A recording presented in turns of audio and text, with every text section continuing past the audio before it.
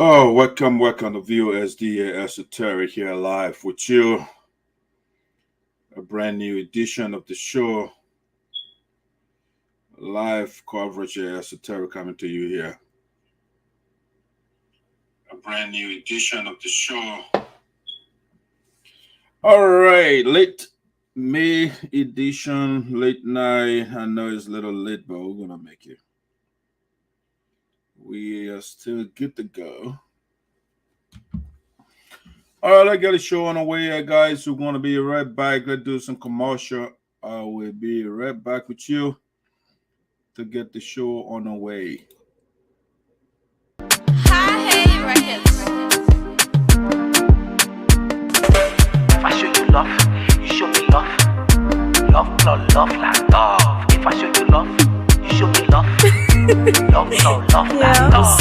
If I show you love, you show me love. Love, love, love like love. L'argent est fini, ma bébé, la où est fao. L'argent est fini, ma bébé, la où est fao. Quand on a de la boue, où est fao. Yo, let's go, ma bébé, la où est fao. Allez, you power. I can never leave you on the highway. You my baby. As I do, c'est tout. C'est tout. If I show you love, you show me love. Love, love, love like love. If I show you love, you show me love. Love, love, love like love. If I show you love, you show me love. Love, love, love like love. If I show you love, you show me love. Love, love, love like love. Photo, I want a photo. I wanna get you photo. I wanna get you photo. Photo, I'm not get photo. I want a photo, let me take a photo, yeah. Smile for me, just place up for me. Tell me now who I want to be with. L'argent est fini, ma bébé, la où est fao. L'argent est fini, ma bébé, la où est fao. Quand on a de la boue, où est fao. Yo, let's go, ma bébé, la où est fao. Allez, you power. I can never leave you on the highway. You my baby. As I do, c'est tout. C'est tout. If I show you love, you show me love. Love, love, love like love. If I show you love, you show me love. Love, love, love like love. If I show you love, you show me love. Love, love, love like love. If I show you love, you show me love. Love, love, love like love.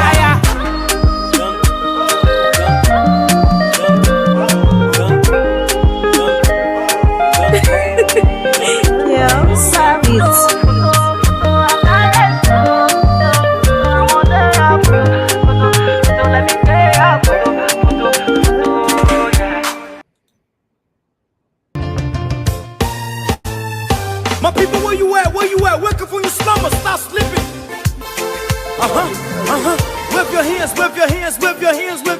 Come on. I know you're sleeping now. You gotta wake up some more, yeah? Okay, let's go. The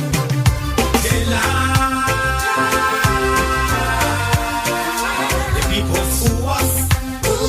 The people lie to us. The government betray us. So much.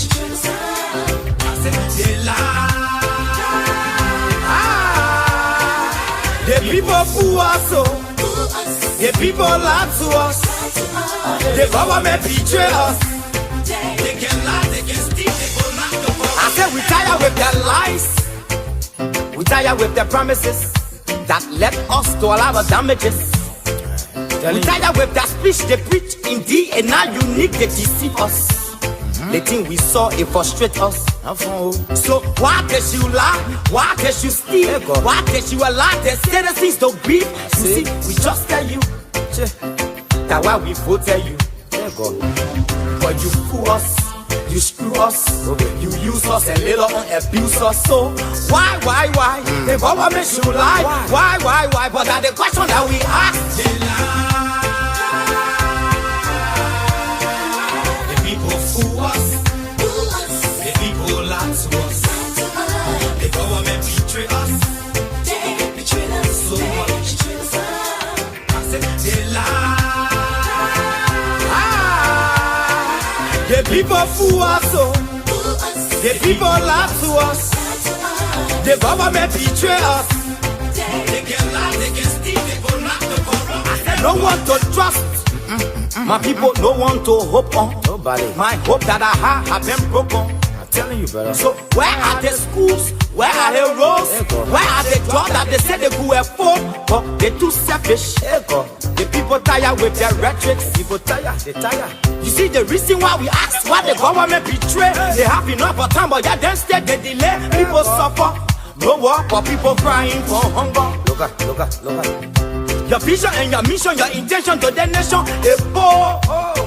You got nothing to show. Nothing. So why? The government should lie. Why? But that's the question that we ask. They lie. The people fool us. The people lie to us. The government betray us. They betray us so much. I said they lie.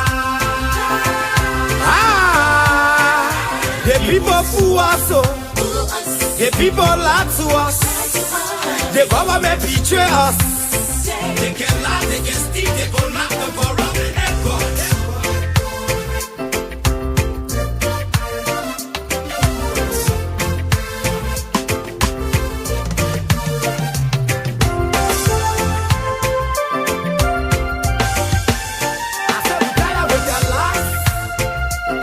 With the promises that led us to a lot of damages. We tired with that speech they preach indeed, and now unique they deceive us. The thing we saw it frustrate us. So why did you lie? Why did you steal? Why did you allow the citizens to grieve? You see, we just tell you that's why we voted you.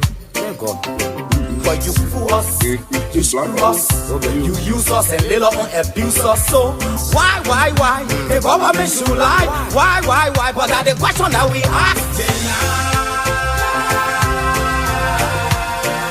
The people fool us. The people lie to us. The government betray us. They betray us so much. I said they lie.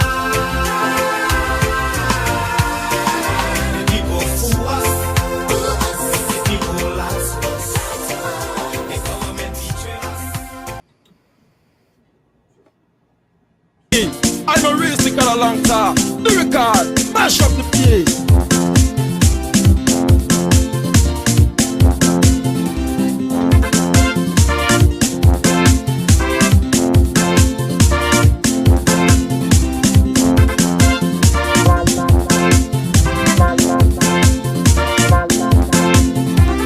Monkey, you not able to take care of Babu Nebo. You not able to bust the rata Babu Nebo. Oh soldier, monkey calm down. Oh monkey calm down. Monkey calm down. Oh monkey calm down. Monkey calm down to you. Monkey down to you. Monkey. Oh soldier, monkey calm down to you. Monkey calm down to you. Monkey calm down to you. Once upon the time in the jungle, there lay so many animals and so many trees. During the day, there were no restriction. Anytime, any day, anyone used to corrupt and go style free in the jungle, yeah. After they realized that everything was good, I said everyone were only after the food. Majority of the people went beyond baboon, and few people went beyond okay. The headers of the time made a big mistake. After election, the winner made a selection. So the citizen of the jungle was unsatisfied, so they decided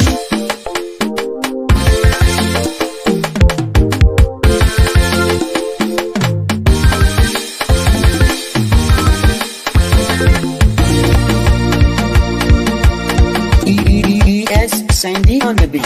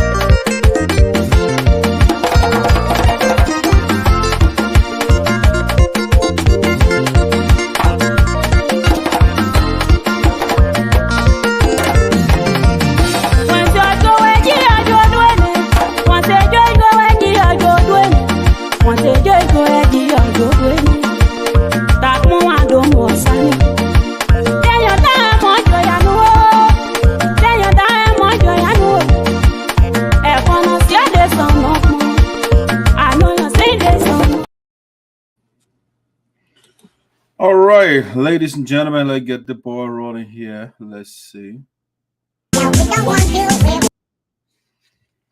All right, ladies and gentlemen, welcome to Voice of Sinoe. It's a late edition of the show here. We want to say good evening, good night, good morning, whatever you find yourself around the world. We want to welcome you to Sinoe County premier platform, The Voice of Sinoe, with your hosts, Sarpo, the Esoteric.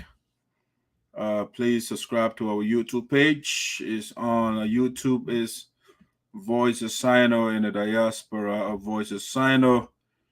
You can watch the show from there. Also, like, and if you get on YouTube, please like. On Facebook, please like, share our show. The election is coming in Liberia. These are critical times during the election in the country. And so it's relevant to be glued to Voice of Sinoe so that you can know the guys that want to lead you and what they are doing and what they are saying, their platforms and other developments from the county. All right, so you can get to know. There's a call coming in here. Let me just tell the person I'm on the show right now. Yeah. All right, there you go. Just want to send a quick message here.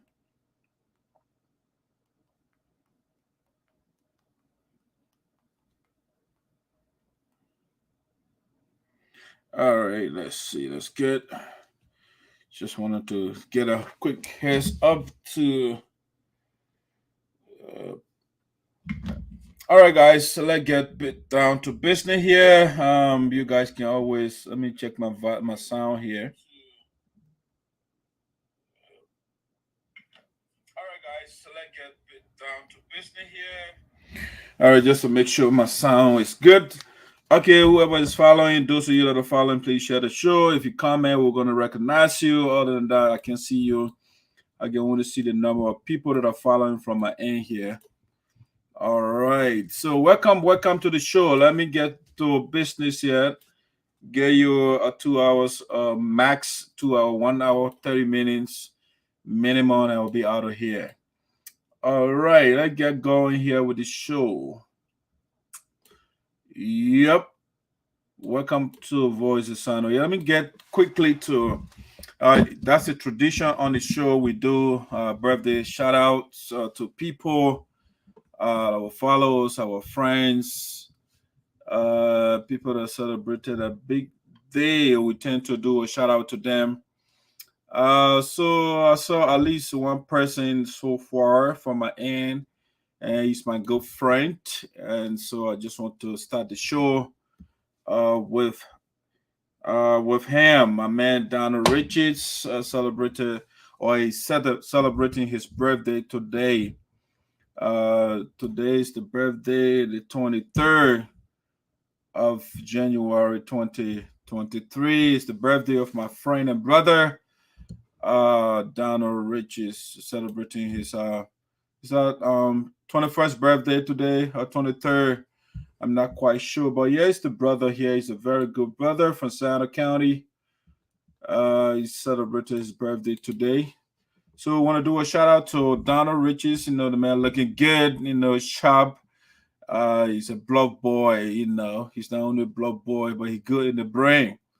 And I so want to start the show with Donald Richards. Donald, we want to say happy birthday to you.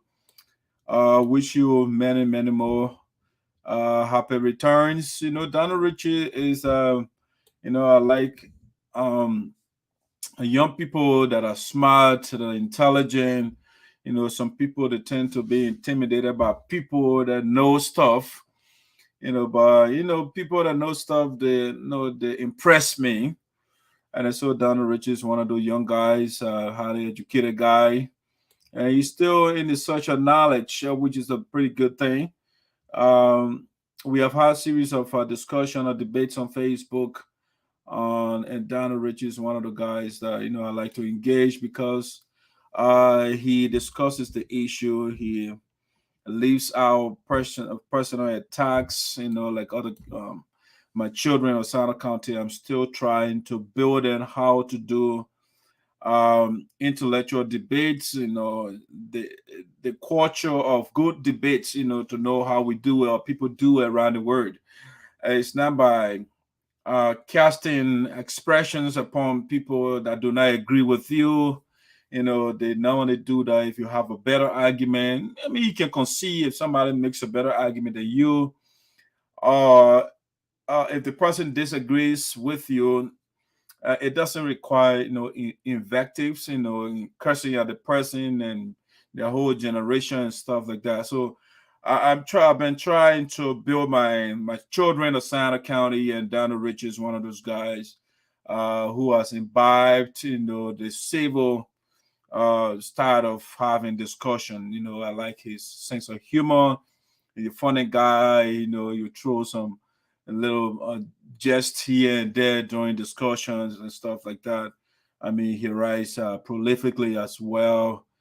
So it's a good guy. So I met him a long time on Facebook. We have not met physically, but the brother, we've been in and out on Facebook, which I met sometime last year, a year before last, when I went to North Dakota, made a stop in Minnesota. He said, "Oh man, you get here, let me know so we can get some Jack Daniels." Even though I don't drink. But unfortunately, I don't get to meet him. But hopefully, pretty soon I will get to meet Donald Richards. He's a good guy. There are other good guys that I engage from Sinoe. I really recently got another Reverend, Reverend Donald Richards. He's a Christian, but he's going through a radical metamorphosis right now. Sooner rather than later, the man will be out of an agnostic or atheist, stuff like that. Based because he is reading the Bible, his latest commentaries and composition. Those things they are impressive to me. He's reading, and that's pretty good. And that's why I told people, if you want to be an atheist, you want to throw the Bible away, all you have to do is read it. Because if you read the book objectively, you don't do cherry picking. You read it from cover to cover and read it fairly. If you still remain a Christian, then I don't know what you are reading, because the book is terrible, at least in my view. But Daniel Richards is coming to the realization that you're seeing the light, as you say. So it's a good guy. And so Daniel, I want to say happy birthday to you again. Wish you many more happy returns. All right, let me get to, if you're out there celebrating your birthday, we wish you all the best. Many more happy returns to you as well. All right, let me get to the first major thing that I want to discuss. I want to discuss the code of conduct a little bit.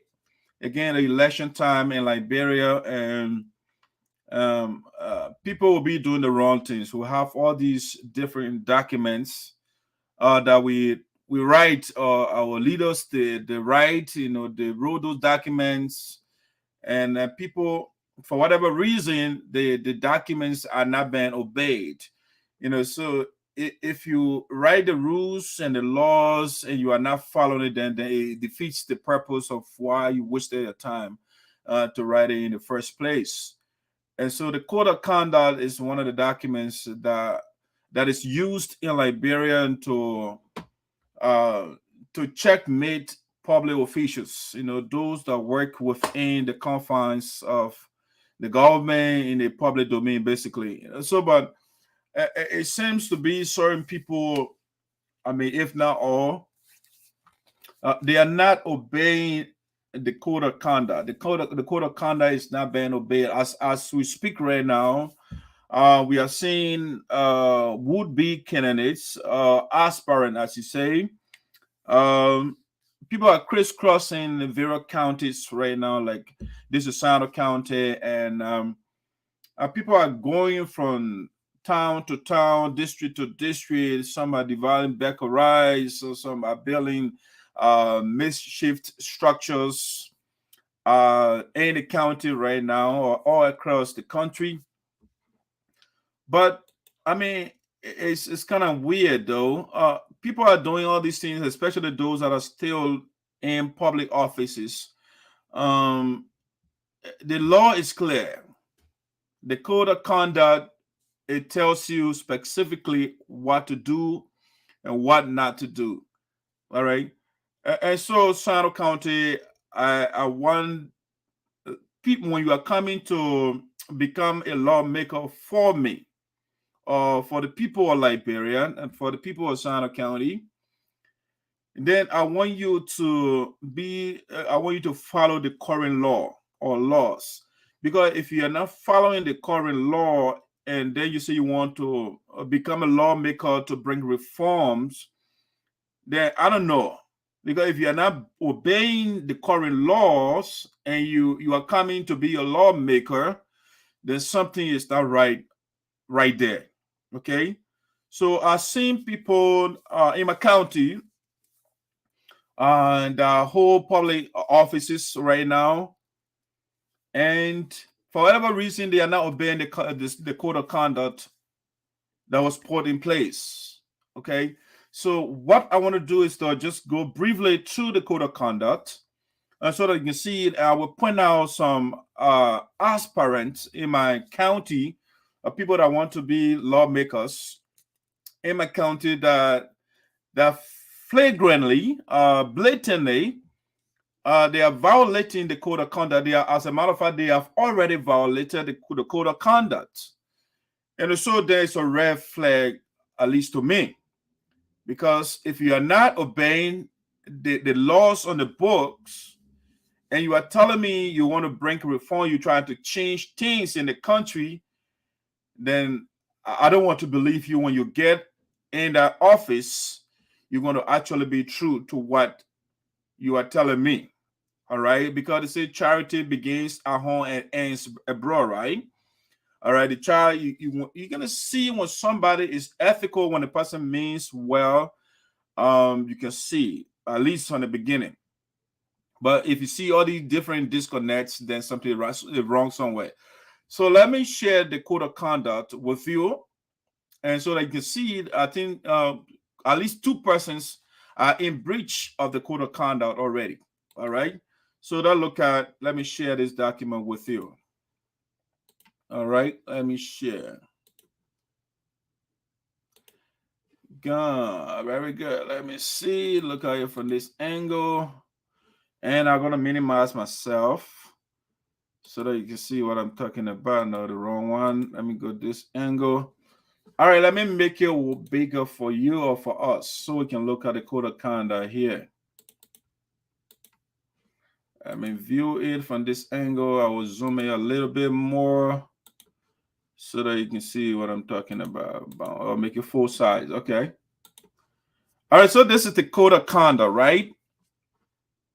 This is the code of conduct. I'll bring it down so you can see it for yourself. So you see an act of legislature prescribing a national code of conduct for all public officials and employees of the government of the Republic of Liberia, right? The key word here is all. It didn't say some, right? An act of legislature prescribing a national code of conduct for all public officials and employees of the government of the Republic of Liberia. Okay, that's the code of conduct for our country, governing or guiding or telling us what should be done if you are in public office. All right, so I'm not going to read the entire document to you. I don't have the time, but I want to go to a specific section that I want us to read together, right? I'm not going to read out the preamble here and all the time. If you have time, just look at it, right? So let's go to where I want us to look at here. Let me go all the way down here to, this is where I'm interested in part 2. No, that's not what that's not the one I want. That's not part 2. Principle of good conduct. No, let's go down. All right, responsibilities. That's the one I want. Care of property. So now this is what I want. I'm interested in right here. Part 5. Political participation. All right. That's why I'm interested in political participation. And that's what I want us to look at tonight together. All right. Political participation. So we're going to read from 5. Let's see a couple of the lines here. So let's read these together. All right. And see who is in breach of the code of conduct, or people that are in breach of the code of conduct so far. So 5.1, all officials appointed by the president of the Republic of Liberia shall not, the key word here is what? Not. All right. So when I say not, that means you cannot do. All officials appointed by the president of the Republic of Liberia shall not. All right. So it's key. Number 1, or A, they say engage in political activities, canvass or contest for elected offices. All right. Number 1, or B, you should not engage in political activities once you are appointed by the president. Okay. Engage in political activities, canvass, or contest for elected offices. B, use government facilities, equipment, or resources in support of partisan or political activities. C, serve on a campaign team of any political party or the campaign of any independent candidate. Now let's go on. 5.2, wherein any person in the category stated in section 5.1 herein above desires to canvass or contest for an elective public position, the following shall apply. All right. So the first one we read is say you can't do that when you are in for office. So if you want to participate, right? If you want to get any elective position, you want to get elected position, they say this is what you should do.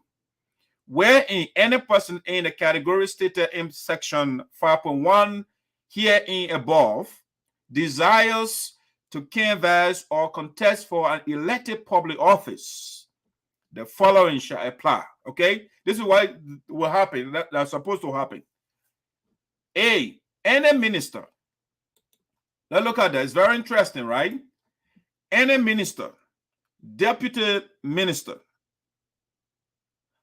director general, managing director, and superintendent appointed by the president pursuant to Article 56A of the Constitution, and a managing director appointed by a board of directors who desires to contest for public elective office shall resign said post at least 2 years prior to the date of such public election. Okay, it's a key one here, right? So if you're holding position, if you're appointed by the president, the code of conduct says that you should resign your position, your post, 2 years prior to the date of such public elections. Okay, you got to resign your post. If you do not resign your post, it's a form of corruption. So you are still using our property because the code of conduct says you should resign 2 years prior to the date of such public elections. October 10, 2023 will be election day in Liberia. All right. We have people that are currently holding appointed positions. At least I'm speaking for Sinoe County right now. We have people that have declared to contest for our positions in Sinoe County, district number 1, district number 2, and the other districts in the county, right? They have the guys are now canvassing, they are moving from town to town. They want to be elected, but they fail to follow what the law says. The code of conduct they are not following. Any minister, deputy minister, director general, managing director, and superintendent appointed by the president pursuant to Article 56(8) of the Constitution, and managing director appointed by a board of directors who desires to contest for public elected office shall resign said post at least 2 years prior to the date of such public elections. If you look at all over the country right now, people are all over the place, right? They are doing campaign activity. If you go on, any other official appointed by the president who holds a tenure position and desires to contest for public elected office shall resign said post 3 years prior to the date of such public elections. Okay, so if you have like a tenure position, then you have to resign in 3 years. All right. The government is, however, in the case of impeachment, death, resignation, or disability of an elected official, and an official listed above desire of canvassing or contesting to fill such position must resign said position within 30 days. All right, so my key area here is where this says here over here. We got director general and directors, and they are running for public offices right now. They want to run in Liberia, in Sinoe County. At least I'm restricted to Sinoe County right now. And I think it is not right if you do not obey the law and you want to be a lawmaker. That is not how it works. It is not a normal environment if people are not obeying the law. And so at least 2 persons are in breach of this document here. Number 1, this gentleman right here. Maxwell Grigsby is contesting in district number 1 in Sinoe County. He wants to take Christian Duncan's seat. All right. So Mr. Grigsby is the chairman for small arms commission in the country. But it is now less than a year to election time in Liberia. Less than a year. But Mr. Grigsby is still holding our public office. He was appointed by the president. And so Mr. Grigsby is in breach of our conduct, a code of conduct. And by training, he's a lawyer. And so you can be a lawyer and you want to be a representative for the people of Sinoe County, and you have not resigned your post up to this point, and you are doing political activities in Dr. Ayopode County. And this is a bad sign. This is a bad sign to my people of Sinoe County. You don't want to have these kind of people that are breaching the law, that are violating the law before they even get in office. If the man can start violating the law right now, what do you think will happen when he gets there? It is not a magic, all right? It is not thermodynamic. It's not epistemology. It's not metaphysics. It's not ontology. It's simple common sense. If the man cannot obey the law now, why do you think when he goes there, he's going to obey the law? Why? So Grigsby is in breach of the code of conduct already. Another person who is in breach of the code of conduct is the gentleman right here, Sonnyboy Noah. He is also in breach of the code of conduct. Sonnyboy Noah is the managing director for the Port of Greenville, but he has not resigned his position in less than a year before election in Liberia. I don't know why the people that are running against them, that are now holding public office, they are not speaking up. Because these guys are still using our resources. The point of the law is because some of these people will be in our office and they're using our resources, and they say they're campaigning, using our resources campaigning. And so these guys got to leave our office and they can use their own money to canvass for votes. All right. But the man is in our office. He's the port manager, the Greenville port. The buildings are leaking right now.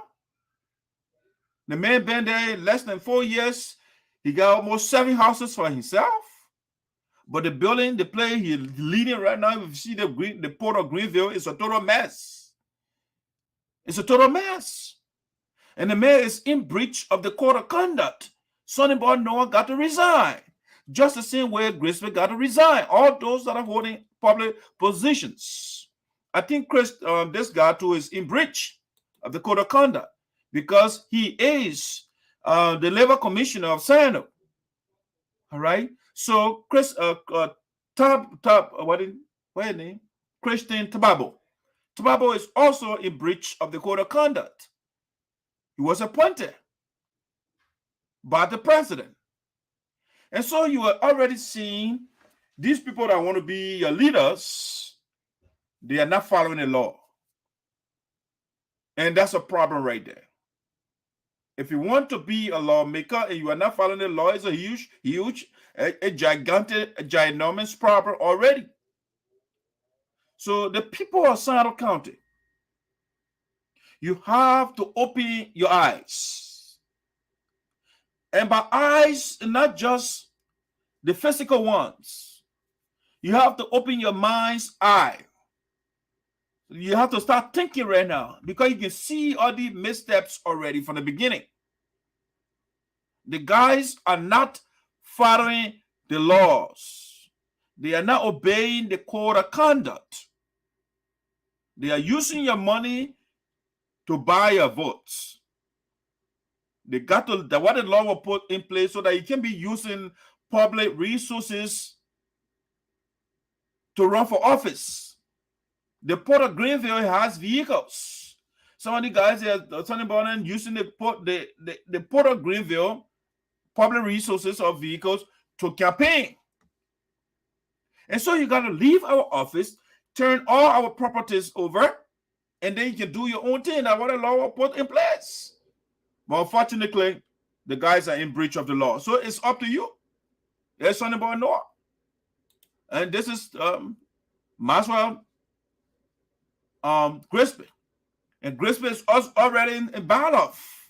District number 1 got to be careful with Maxwell Grigsby.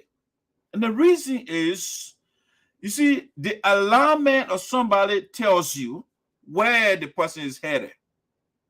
Maxwell Grigsby knows the history of Milton Teahjay in Sinoe. So right now they are established, they have found a cabal already.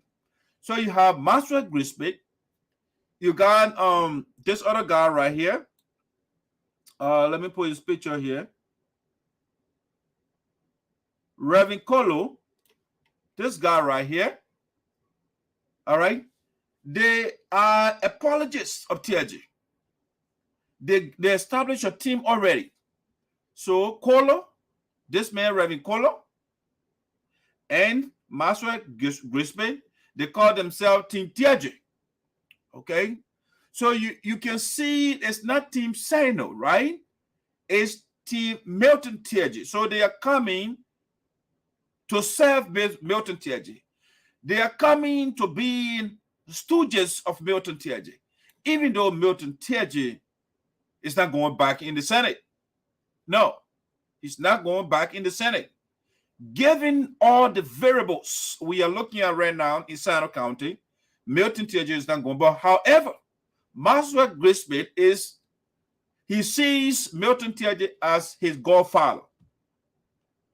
Just the same way Reverend Kolo sees Milton Teahjay as his godfather. Even though he contested, he got the support of Milton Teahjay in the past, and he was flogged. Milton Teahjay went from village to village and town to town, and they beat him.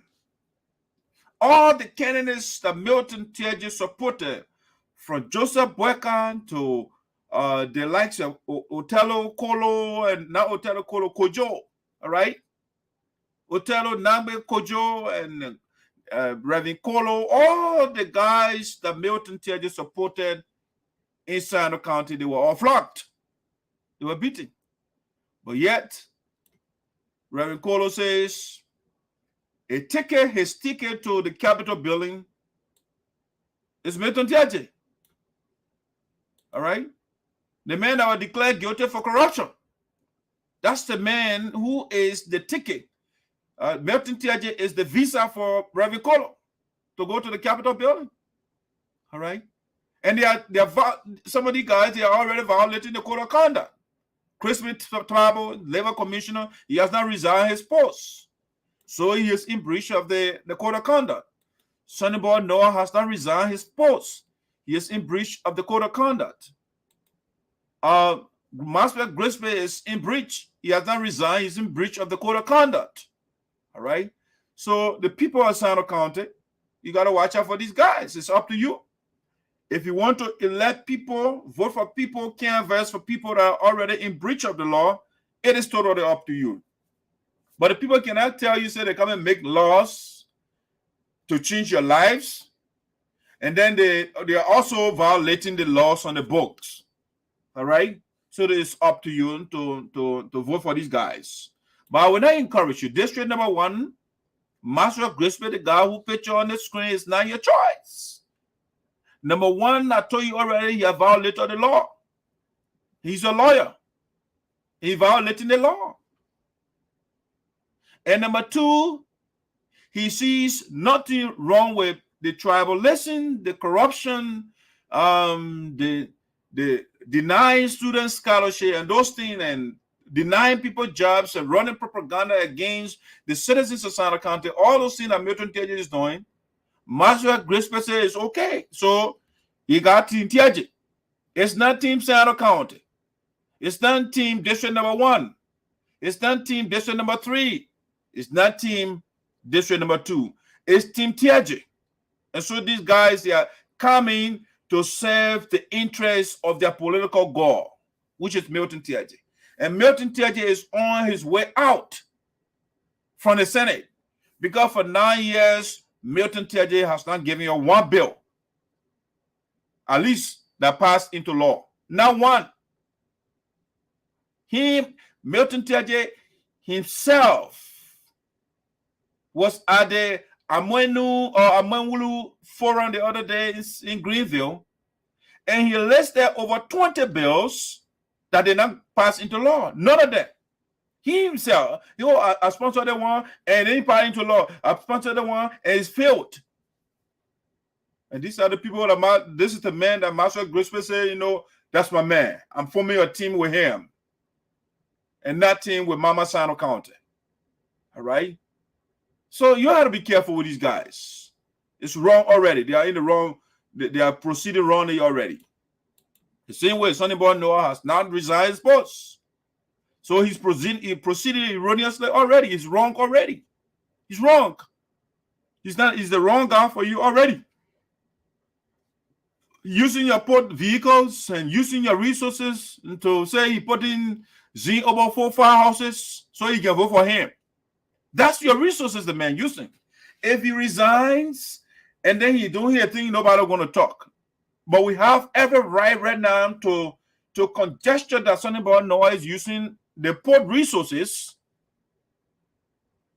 to build his personal houses, to buy zinc and say he giving to. That's our money because he's still in our office. And the law says he has to resign in 2 years, within 2 years prior to the day of election.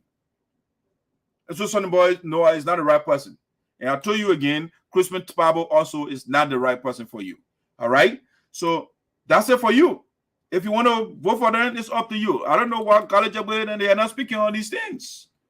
Because the people, they are putting you at a disadvantage. You are using your resources to run against you. While you are using your personal resources, the people these guys are using public resources. All right? When they say public, it's for us. It's not the personal resources they're using. Our public resources are what they are using. So these people that are contesting, they have to start speaking up now and file complaint to the Electoral Commission to do something about this. But the political fee is not fair for you right now. And what are they doing? They are not speaking up. But these people, Sonnyboy Noah is, the Madam Scholarship, and they are not speaking up. And Sonnyboy Noah is using our resources. And they are running against Sonnyboy Noah. Yes. You are putting, you already, the man, trying to fool our people and taking picture with Finabono there, he's putting it over. What does that mean? When you take picture with Finabono, what does that do for our people? Does it change anything? No, it doesn't. It does not change anything. It does not put food on the table for the people. All right?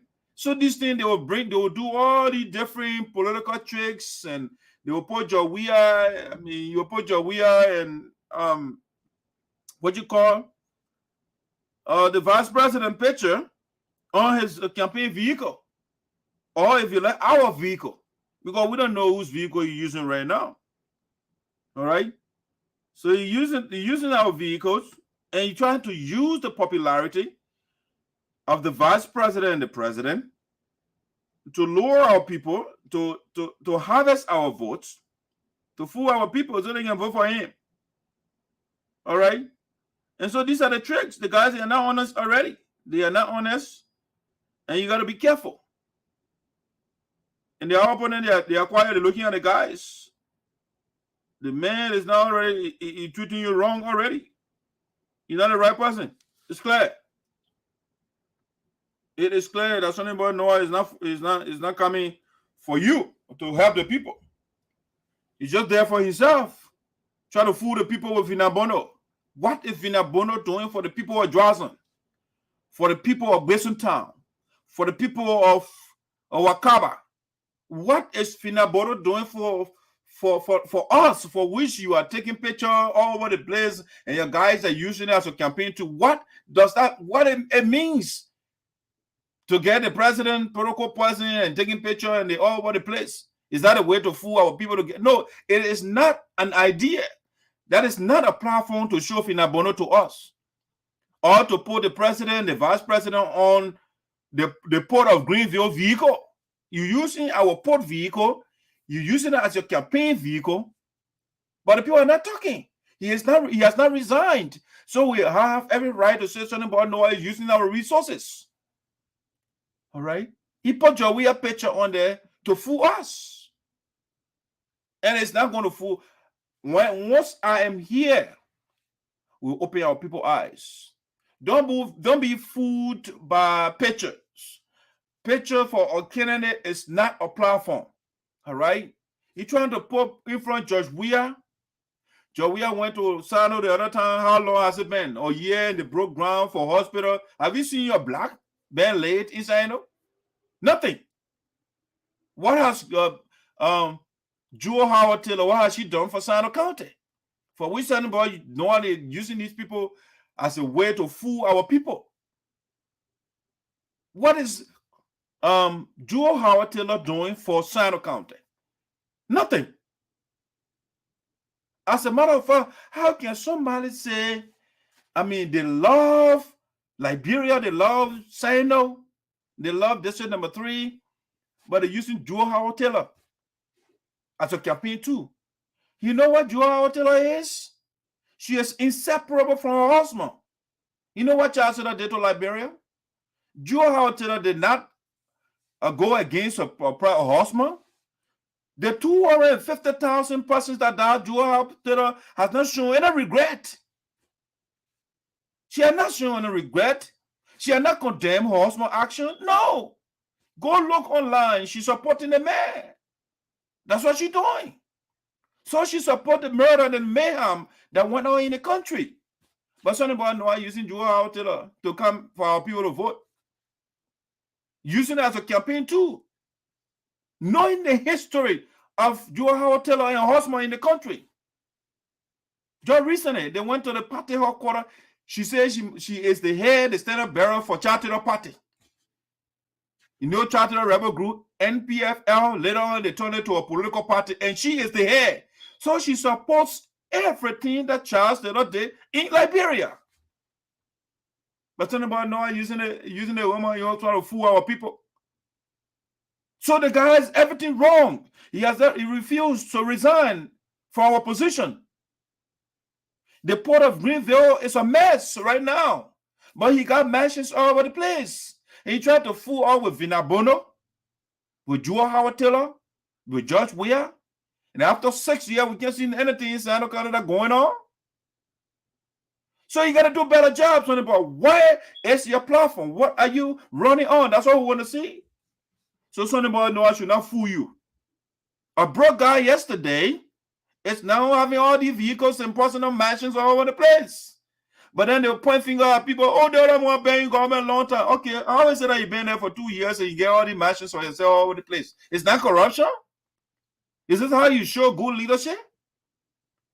See the Port of Greenville. It's a mess. The building leaking. It's only about no one and just looting.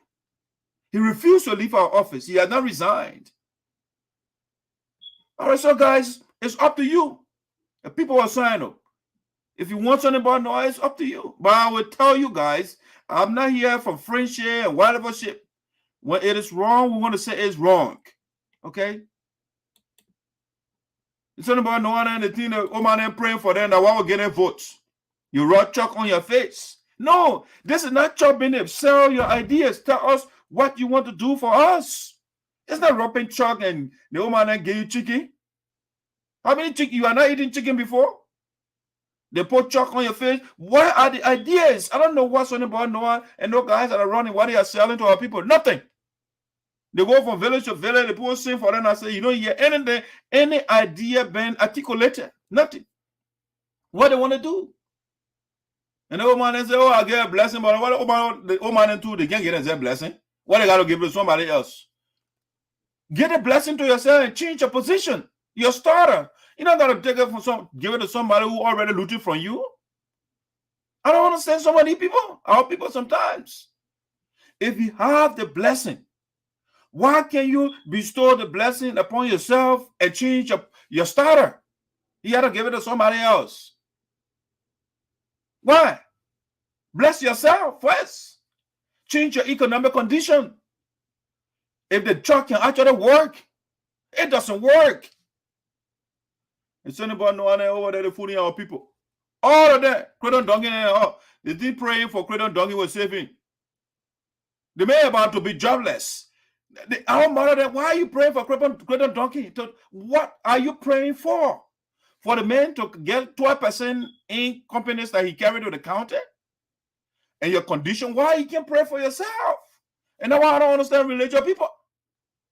That is why I don't understand some of the religions that pray for other people, but their condition is horrible.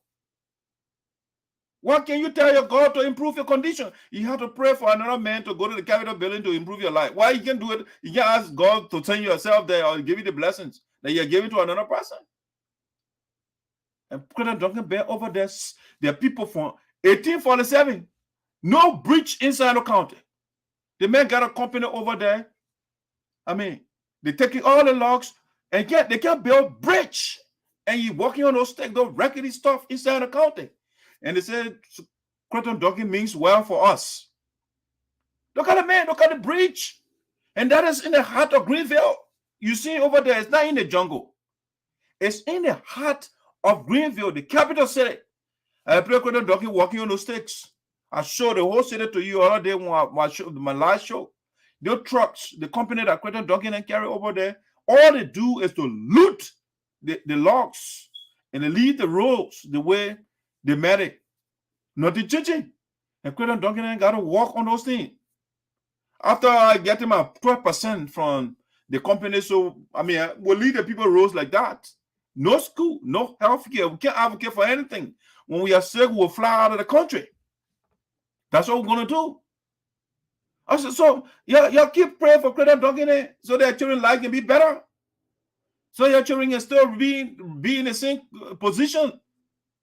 I want to pray for your own children or yourself. Okay, so that's it for the guys. They are breaching the law, but they want to be lawmaker. But now, quick reminder. April 1st, All Fool's Day, right? But it's not an April Fool. April 1st will be the inauguration of Marie Pine. She is the president of the USAA Minnesota chapter. All right. So April 1st, save that date. Dr. Yopoda, I will be in Minnesota as well. And so that we can participate, support our chapter over there. So save the date. April 1st will be Marie Pine's inauguration. Okay. Don't miss it. Don't screw it up. April 1st, 2023. It's an inaugural ball of Marie Pine. You got to save that date. Also, I want to remind you, Claro Manning and Tina, the wedding is also this year, July the 8th, 2023. It's the wedding for Tina and Claudio. Save the date and be in Des Moines. That time I'll be there as well. Wonderful couple. I also want to remind you, USAA, August 3rd. From the 3rd, that weekend, it's at the National Convention of USA in Minnesota. United Cyprus Association in Americas. It's the National Convention. So you got to save the date, August the 3rd, 2023. All right? It's starting from August 3rd, is the whole weekend. So right now, the fabrics are on sale. I mean, if you are not pay your fee, you do that in advance. Agnes Dennison Bly is collecting the money. They got a website. You can go there and do different sort of things, Zelle and Cash App. I mean, you can pay on the website or go to the account and stuff like that. All right, so just do that. Take care of your obligation right now. You know, the executive, I think we are paying a little bit more. This executive and the board members, we are paying a little bit more. So if you don't have that information, reach out to the chair lady. My digital Smith mom will give you the relevant details. All right, reach out to her. Also, I want to remind you, ladies and gentlemen, the Putu Apollo, they are having an inaugural ball February the 4th, right in Philadelphia here. Their inaugural ball. You got to be part. The Putu, their Delaware Valley chapter, they are having an inaugural ball. You know, our treasurer too for the Delaware Valley chapter, USA, Shelley Colosi, is the vice president. Madam Clarice Massaquin, and she always coming to our programs and stuff like that. Yes, let's go there and support her. She's always around when we're having events. She's always around. So let's go there and support their inaugural, celebrate with them their inauguration. A good program. Then Mr. Yanti here is the board chairman. All right. So guys, just something I want to put out to you so you can know. The Putu people, the inaugural board is coming out on February the 4th, actually. All right, in Philadelphia. All right, that's something I just wanted to share with you there so that you can be in the know. I think that those are the commercial I have for you. Let me go to something else that I want to talk about today on the show or tonight on the show. Let's see here.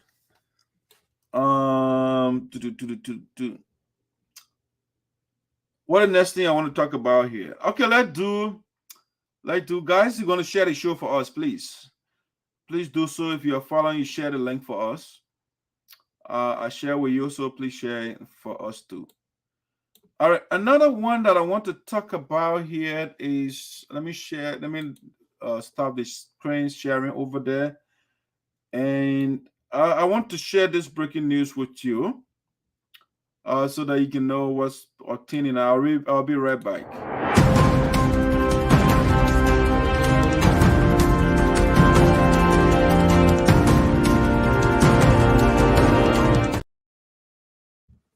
All right, ladies and gentlemen, welcome back to VOSD here with ESOTERIC, coming to you from Prosper Park, Pennsylvania, these United States of America. So, CBR risk being sued by Eminent Sarpo members over Liberian dollar 1,000 banknotes. All right. So they got the new specimen, they call it, for the $1,000 banknote.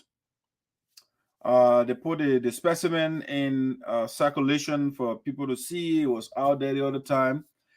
And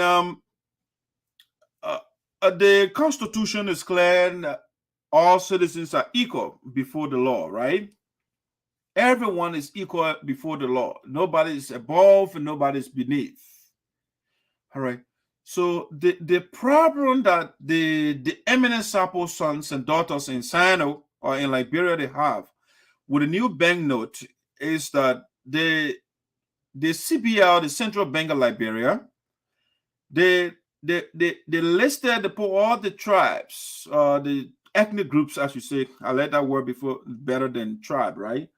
All the ethnic groups in the country, they put it on the money, the $1,000, but then the Sarpo was left out, and so this it caused the attention of the thinkers. You got to understand the struggle in Liberia. The Sarpos were actively involved in the country. All right, that's why when the oligarchy government, the oligarchical government was overthrown by members of the PRC, the People Redemption Council, the vice presidential candidate, the vice president at the time was the Sarpo ethnic group, Western, Thomas Western. Okay, so the guys, the Sarpos, have been in the struggle in the country. It's the legitimate tribe or ethnic group, I should say. Let me get used to saying that. They have been an instrumental ethnic group in the country, even though it's not large, but it has been fundamental. It has played a pivotal role in the country. And so you have the first indigenous vice president was Thomas Wesson from the Sarpo ethnic group. And you also have the interim president, if you like, for the council. All right, when the country was fractured on rebels line, rebel groups, they besieged the country. But the council head at the time was Oscar Jaiquia, right? He was a councilman leading the different groups and leading, representing, I think, the civilian group at the time. You know, so he played, the Sarpos have been in the vanguard in the country. You know, but time for major national decision making, they are left out. All right. So the issue has been raised over the $1,000 banknotes, the new banknote that the printer that is about to be put in circulation, and they send a sample out there. All right. So the guys, the Sarpo guys, the raised alarm about it. So I want to read this article from the thinkers in Liberia. They're advocating for justice, which I think is a fair case to make. You know, all the citizens are equal before the law, and certain groups should not be recognized and others are ignored. It's not the right route to go. So let me just see this article right here. Let me bring this down so I don't crowd my screen. All right, so let me zoom it a little bit here so that you can see the article. Let me make it a little bigger here. Where do I go? I will come here and say zoom, zoom, zoom. Let's see how it looks on this side. I think it should be big enough now. So if you look at the article here, it's right here. All right. A Sarpo tribe unhappy over exclusion for Liberian dollar 1,000 banknotes, right? You see it right there. So the Sarpos, the few excluded, the few left out from a major currency denomination, the first time for all the ethnic groups to be listed on the banknote. The Sarpos were left out. And so there is a concern about it. So let me read the article and see what it said. So this was up, it was written, the last updated January the 17th, year 2023. That's current, right? So the Sarpo unhappy, a Sarpo tribe unhappy over exclusion from Liberian dollars 1,000 banknotes. All right. And this from the Inquirer newspaper, right? So you can see. So it says here some eminent members of the Sarpo tribe have vowed to take legal action against the Central Bank of Liberia, CBL, should a bank go ahead to infuse the $1,000 Liberian banknotes on the Liberian market without the trial ban placed. Okay, without the trial ban placed on the specimen of the money. Okay, so the Sarpos, the guys are agitating, which I think is the right way to agitate. You gotta seek your right too. You can't be quiet. When you are being left out, you are also part in the Constitution saying everyone is equal before the law. Okay, so when you exclude certain people, you are saying certain people they are important than certain people, or certain tribal groups they are important than the other ones. And so the guys are saying, no, this is not fair. All right, so let me read this again. Some eminent members of the Sarpo tribe have vowed to take legal action against the Central Bank of Liberia, CBL, should the bank go ahead to infuse the $1,000 Liberian banknotes on the Liberian market without the tribe ban placed on the specimen of the money. Sarpo is an ethnic group in Liberia believed to have come from the southeastern parts of the country, particularly Sinoe County. All right. As you may be aware, the CBL, in an effort to introduce a new family of Liberian dollars banknotes in the country, has printed a 1,000 Liberian note with all of the tribes placed on it, but excluding the Sarpo tribe, the eminent Sarpo members stated. It goes on to say, the group, through its legal team, in a communication sent to the CBL dated December 20th, 2022, requesting the CBL to have the tribe included on the $1,000 Liberian dollars banknotes before it is issued on the Liberian market. According to the legal team, it is a complete violation of the people's rights should they be excluded from the money when all other tribes are placed on the money. All right, let's go ahead and see. This is what the case the guys are making. The Constitution of Liberia provides, let's see, I think there's something is blocking. I can see the full, but the cut in the Constitution of Liberia provides, C, all persons are equal before the law and are therefore entitled to the equal protection of the law. That's Constitution Article 11. Okay, they cited that for you. Therefore, the omission of the Sarpo people from a legal tenure of Liberia is a violation of their right of recognition as an ethnic group in Liberia, in the same manner as the other ethnic groups of Liberia. It should be noted that marginalization of any group of Liberia of people. Let me go back to that. It should be noted that marginalization of any group of people undermines the unity of Liberia. The legal counsel stressed. Okay, so the group got a lawyer that they're pushing that. The team furthered, we here to attach copies of the 2 letters previously sent to you in order to remind you about the need to correct the omission made by the Central Bank on the specimen of the proposed 1,000 Liberian dollars banknotes. In view of the foregoing, we hereby request that you inhale the name of the Sarpo ethnic group as one of the ethnic groups of Liberia. For their part, the chairman and secretary of the Eminent Sarpo citizen, Brian P. Wakoko and Teah C. Chen, in separate remarks, told newsmen that if the CBL fails to have the Sarpo tribe on the 1,000 Liberian dollars banknotes before infusion into the market, they will be left with no option but to take legal action against the CBL. Okay, so that's the if you like it, you can call it a threat of a legal action against the central bank, because that would be discrimination, right? So the article goes on.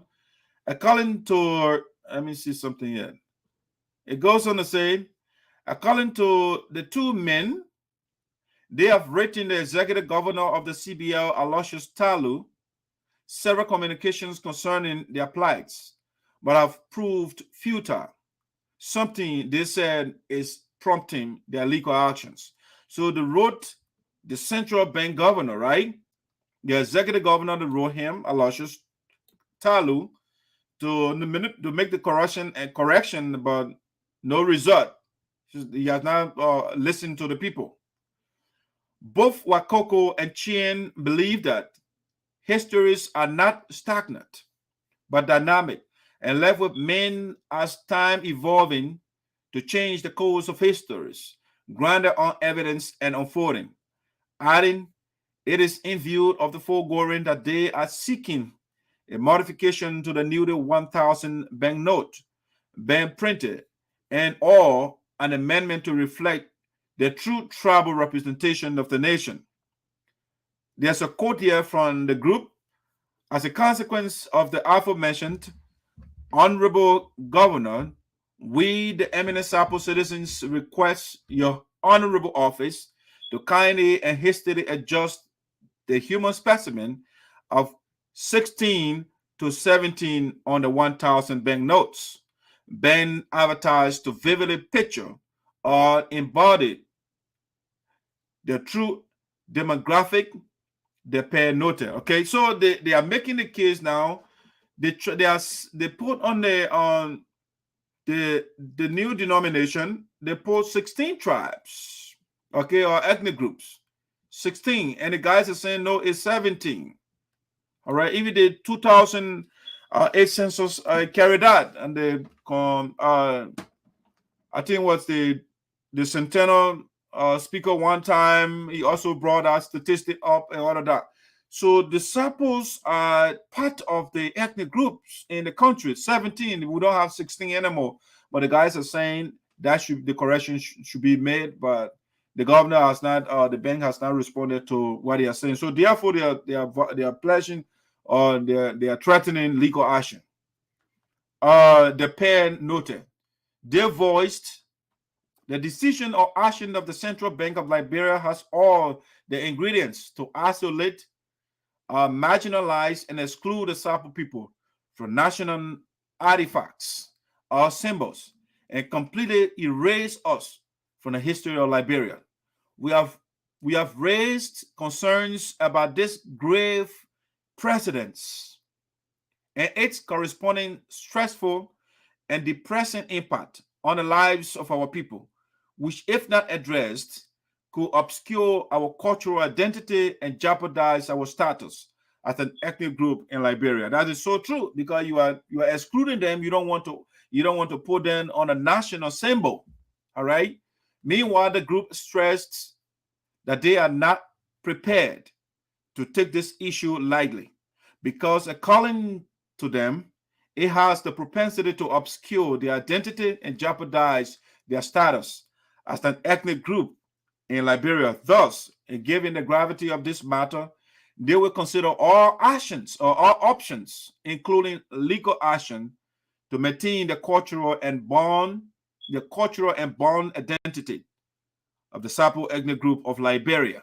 All right, so this is the article from the Inquirer newspaper, and I just thought to share with you. The guys, these are the thinkers, Sichied and Bayan Wakoko. You know, they are fighting to make sure that this injustice is not perpetrated on the Sarpo ethnic group. You know, I think it's a good fight, right? You can't exclude. No discrimination. The Constitution is clear here. We are all equal before the law, and so the money was put in place by law, and so if the Sarpos are part of the country, then it also should be respected. I think that's a fair campaign. On the guys are running, and every support should be given to them, because it could be any tribal group that will be left out in the future. You know, when one person in one group has been left out right now, it's possible also other people will be left out. And so we cannot fight injustice in the past, and then we are inflicting injustice on our people. That is not fair. All right, so we want to say congratulations to the great men, and those that we are not seeing, that behind the scene are also giving the support to the guys to get this issue to closure. All right. Let me go to the next thing that I want to talk about on VOSD tonight. All right, so let me go to the next thing that I want to talk about. Strictly about 10 o'clock, we'll be out of here. So as you're following, if you get on, please share the link for us. We highly appreciate that. This too is a breaking news, so I will be right back.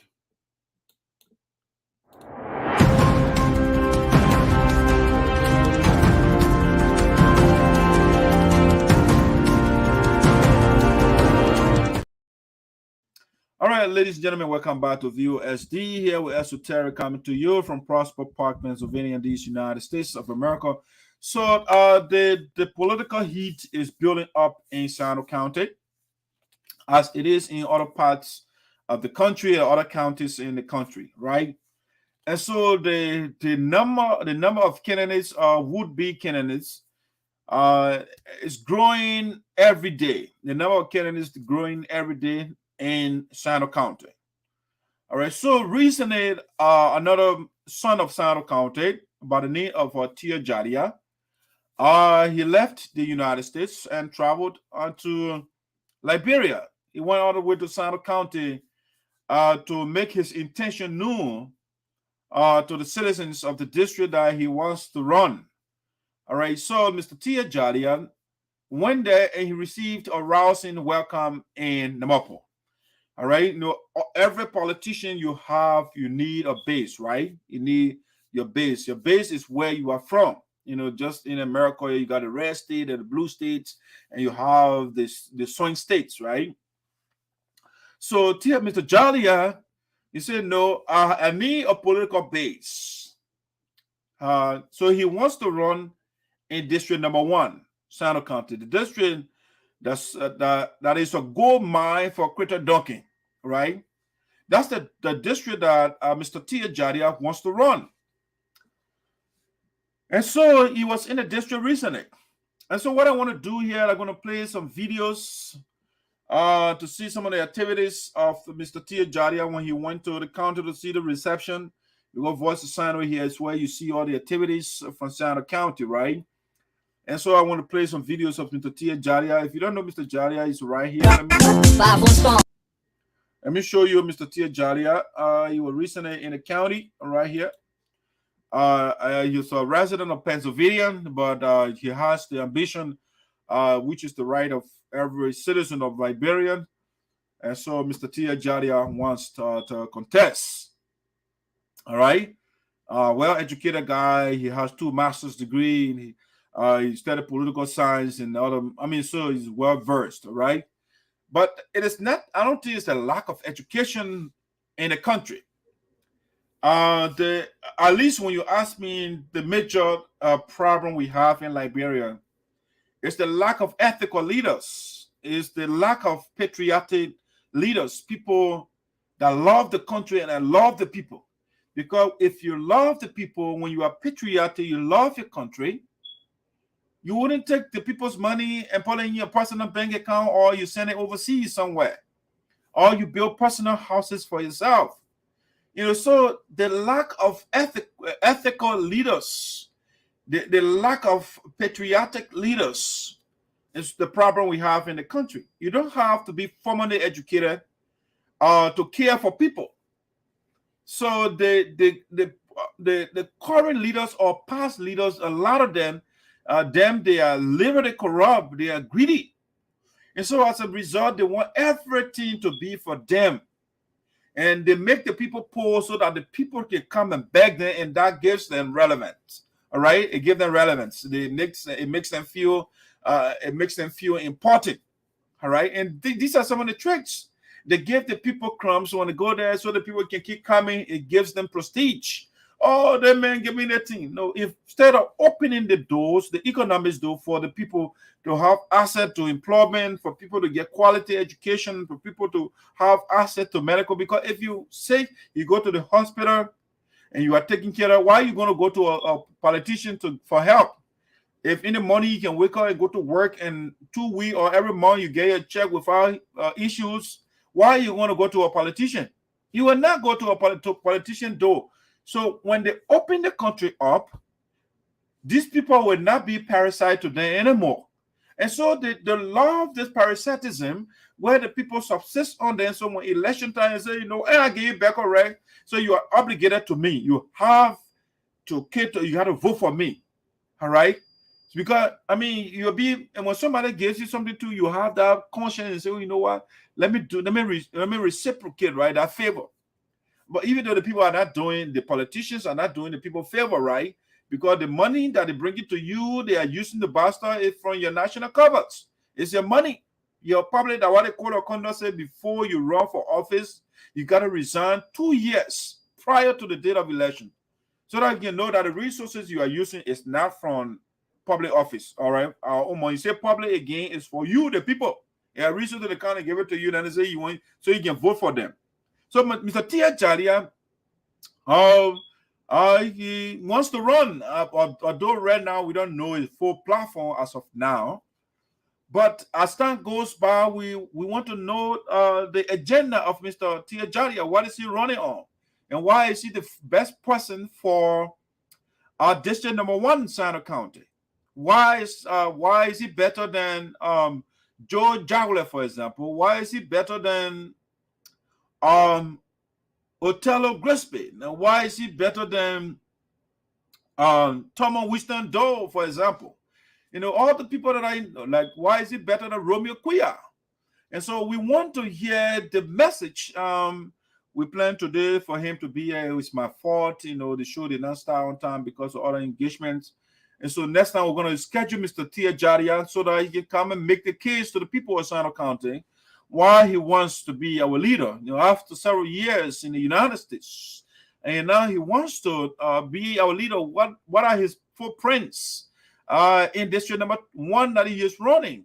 What has he done for our district, for which we can trust in and say, when he gets there and he want to seek our interest, we want to know all of that. So about Mr. Teah Jardia just came from county. I'm told he is back in the United States. I just want to test the water to see apparently, to see how the people are going to react, their reaction going to be.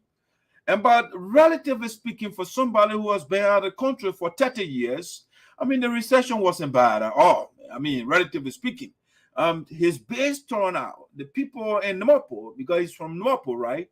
So the people turned out in their numbers. They came to greet him, so to listen to what he has to say. So let me see if I can play some of the videos here. Mr. Teah Jardia's campaign when he went there, let you say, to make it intention known. Let's see what I can get some of the videos here. Let me play the first one here.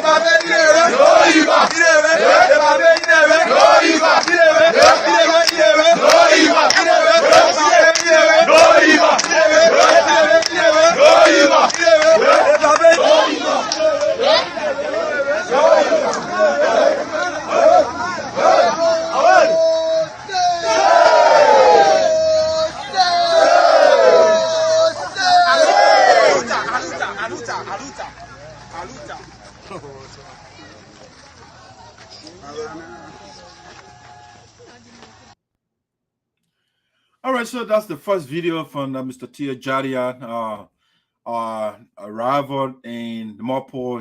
He went there to make his intention known, and over there, I think he went to pay homage to his deceased father. I think, yeah, they went there to pay homage to his father. Let me see the next video here. Let me play another one for you from Mr. Teah Jardia visit in Sinoe County.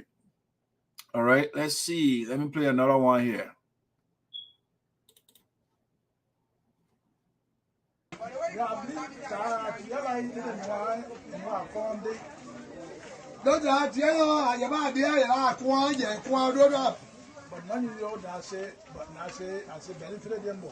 I am going to end up with you because I said, I was saying, you're going to go. Ever the day, quadruple, that is German. You might have done. I haven't done whatever you, whatever you. The one that I are and the other one, we are here, on Bible, we are here. I'm without you, the one that is, you might have done. You might have done. All right, so Mr. Teah Jardia is there, and to tell the people, to making his intention known that he wants to run for district number 1, Sinoe County seat in the Capitol building. That's making the case over there. I'm not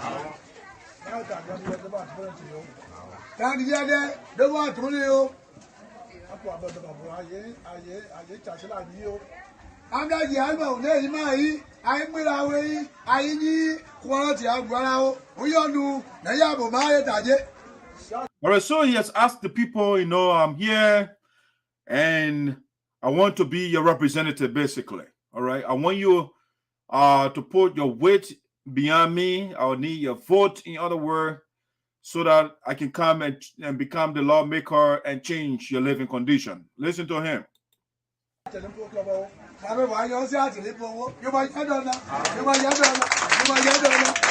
So right there is a breaking news. You say, you know what? I'm not going to make you shame when you elect me. So it's a breaking news.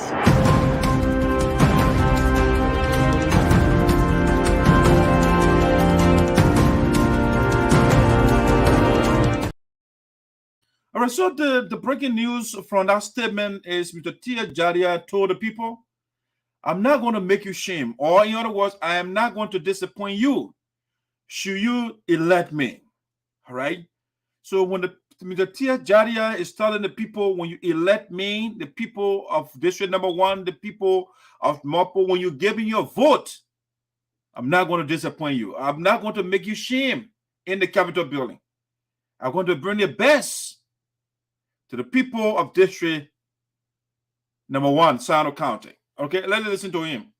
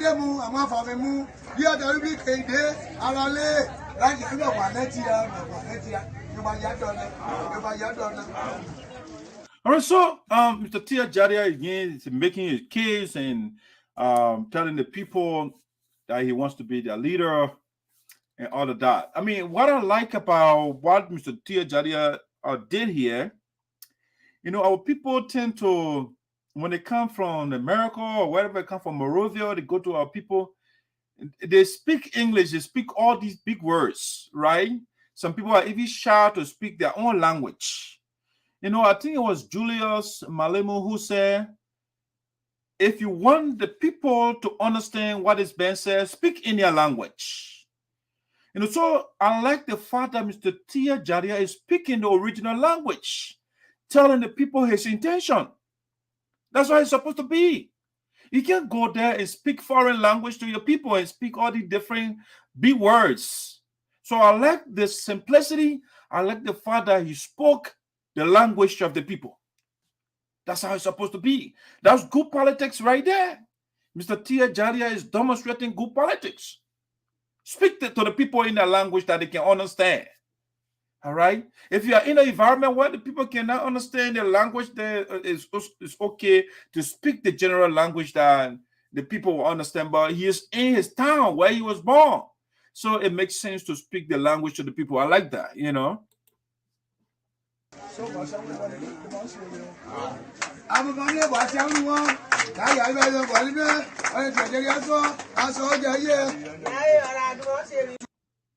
All right, so that's another video. Let me play another one too, so you can see the tour of Mr. Teah Jardia. I got 1 or 2 videos left, very short, nothing too long.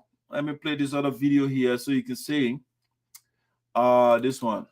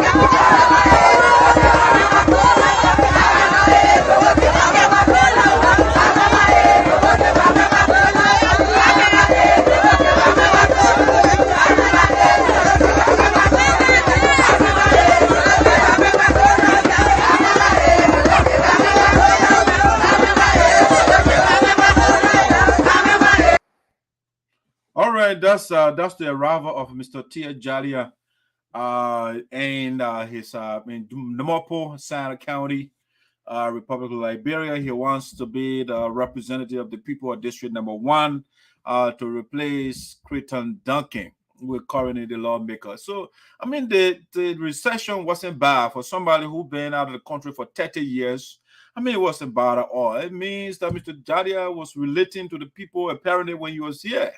You know, for the people to come and all that jubilation, it turns out pretty good. We should give it to the brother. You know, a first time after a long time going there, that's quite impressive. All right. So, but I mean, it's gonna be a tough election though. Let me see. Let me play something. A last video here, and we're going to go to something else. I just want to play this last video here from Mr. Teah Jardia's visit in Sinoe. This is short. Nothing different about it. But listen, we are a country of tradition. Every section in this country has a tradition. And when that time comes, it is being performed to the fullest. So today happened to be the feast of my father. And all of the more people are here. And I use the occasion to announce to them my interest to serve them.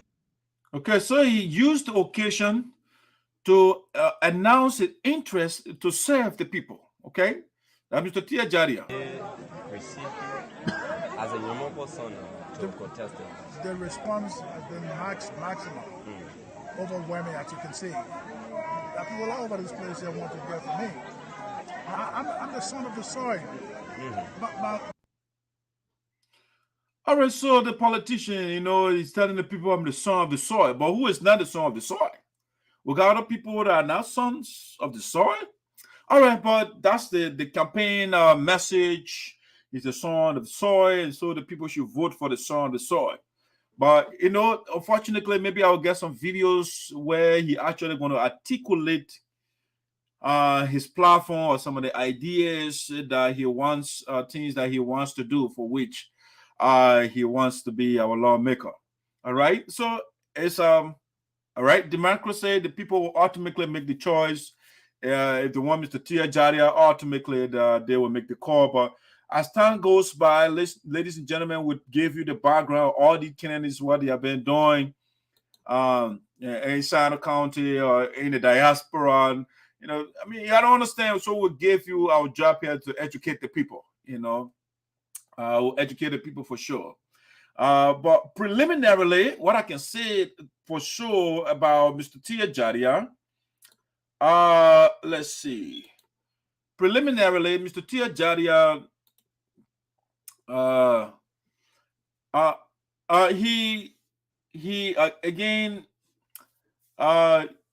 he lives in the United States.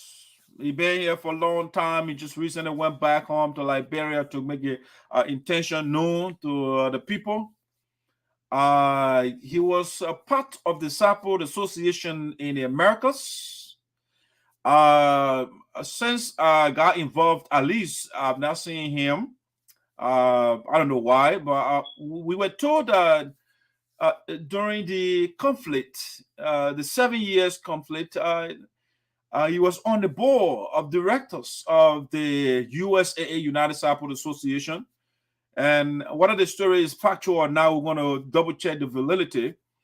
But the president at the time, they said they impeached the president based on quote unquote corruption charges. No. So, I mean, it's a lot of, so we want to dig in some of those things that Mr. Teah Jardia, but we are told they were the people that divided the organization. They turned the community organization into a political entity. And so you have this sort of adversarial politics, you know, introduced in a non-political organization. And since the organization got decoupled, he hasn't returned to the organization. Currently, I think he's part of the Namopo organization here in the U.S. So we want to know the impact of that organization in Sinoe County, what impact the Namopo organization is making in Liberia. You know, because from the organizational activities, maybe we can say, yeah, Mr. Teah Jardia, he was part of this organization. This organization, it made an impact in Liberia. And therefore, maybe when he goes in the Capitol building, he's going to properly advocate for the people. Now, it's not a set principle that, when you work, when you perform in this area, when you go in the Capitol building, you will perform, because it's a different arena. And so, but the Capitol building needs somebody who has ideas, who has the ability to reach across the aisle, because you have to convince people when you broach a bill that will vote for you, people that will support your ideas. So if you are cantankerous, if you are combative, who's gonna come aboard? So does Mr. Teah Jardia, does he have the ability to garner the needed support to get his instruments passed into law? I can't predict that for sure. But yes, Mr. Teah Jardia tend to, at least from what I listened to in the video, his message wasn't eclectic. It was more successional, Mapo. I heard a whole lot. And you want to lead a district with different tribal groups, and so your message has to be expansive. It has to cover the whole area that you're trying to lead. But it seems to be he was referencing the Mapo section a lot, But again, that's his base. He's trying to pander to the people. A politician, they had to pander. They had to say things, to you, so that they can say, oh yeah, the guy is for us, and saying things like, oh, I'm the son of the soil, stuff of that nature. So that politician, so the man, he was trained as a politician. He studied political science. So let's see as time goes by. But it's going to be a tough election, because Mr. Romeo Kuya, I'm told, is also in the race. And Mr. Romeo Kuya and him, they are from the same place. And I don't know. So we want to see how it plays out, because they are first cousins, And two of them, they are in the race. And we are hearing argument that Mr. Romeo Kuya should sit down, because he has ran 5 times, and he has been unsuccessful. And so based on that, they say, but the message is clear that Mr. Jardia Kuya, Mr. Kuya, the people ultimately they don't want you, because of her team, because Mr. Kuya was beaten because of a connection to corrupt Milton Teahjay.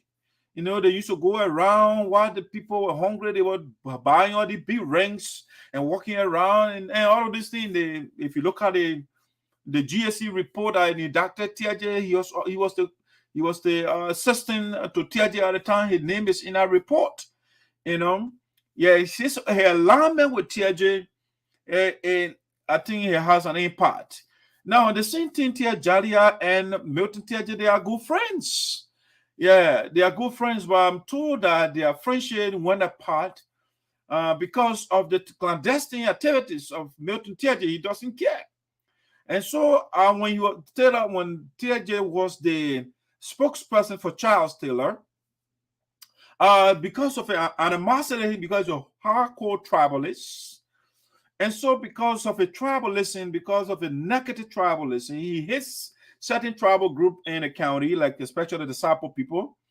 And so when he was spokesperson for Charles Taylor, he started a propaganda that, because at the time, Roosevelt Jardia, the senior brother of Teah Jardia, was the chairman for the Sarpo, the Portable in Liberia, or the Sarpo people in Liberia, if you like.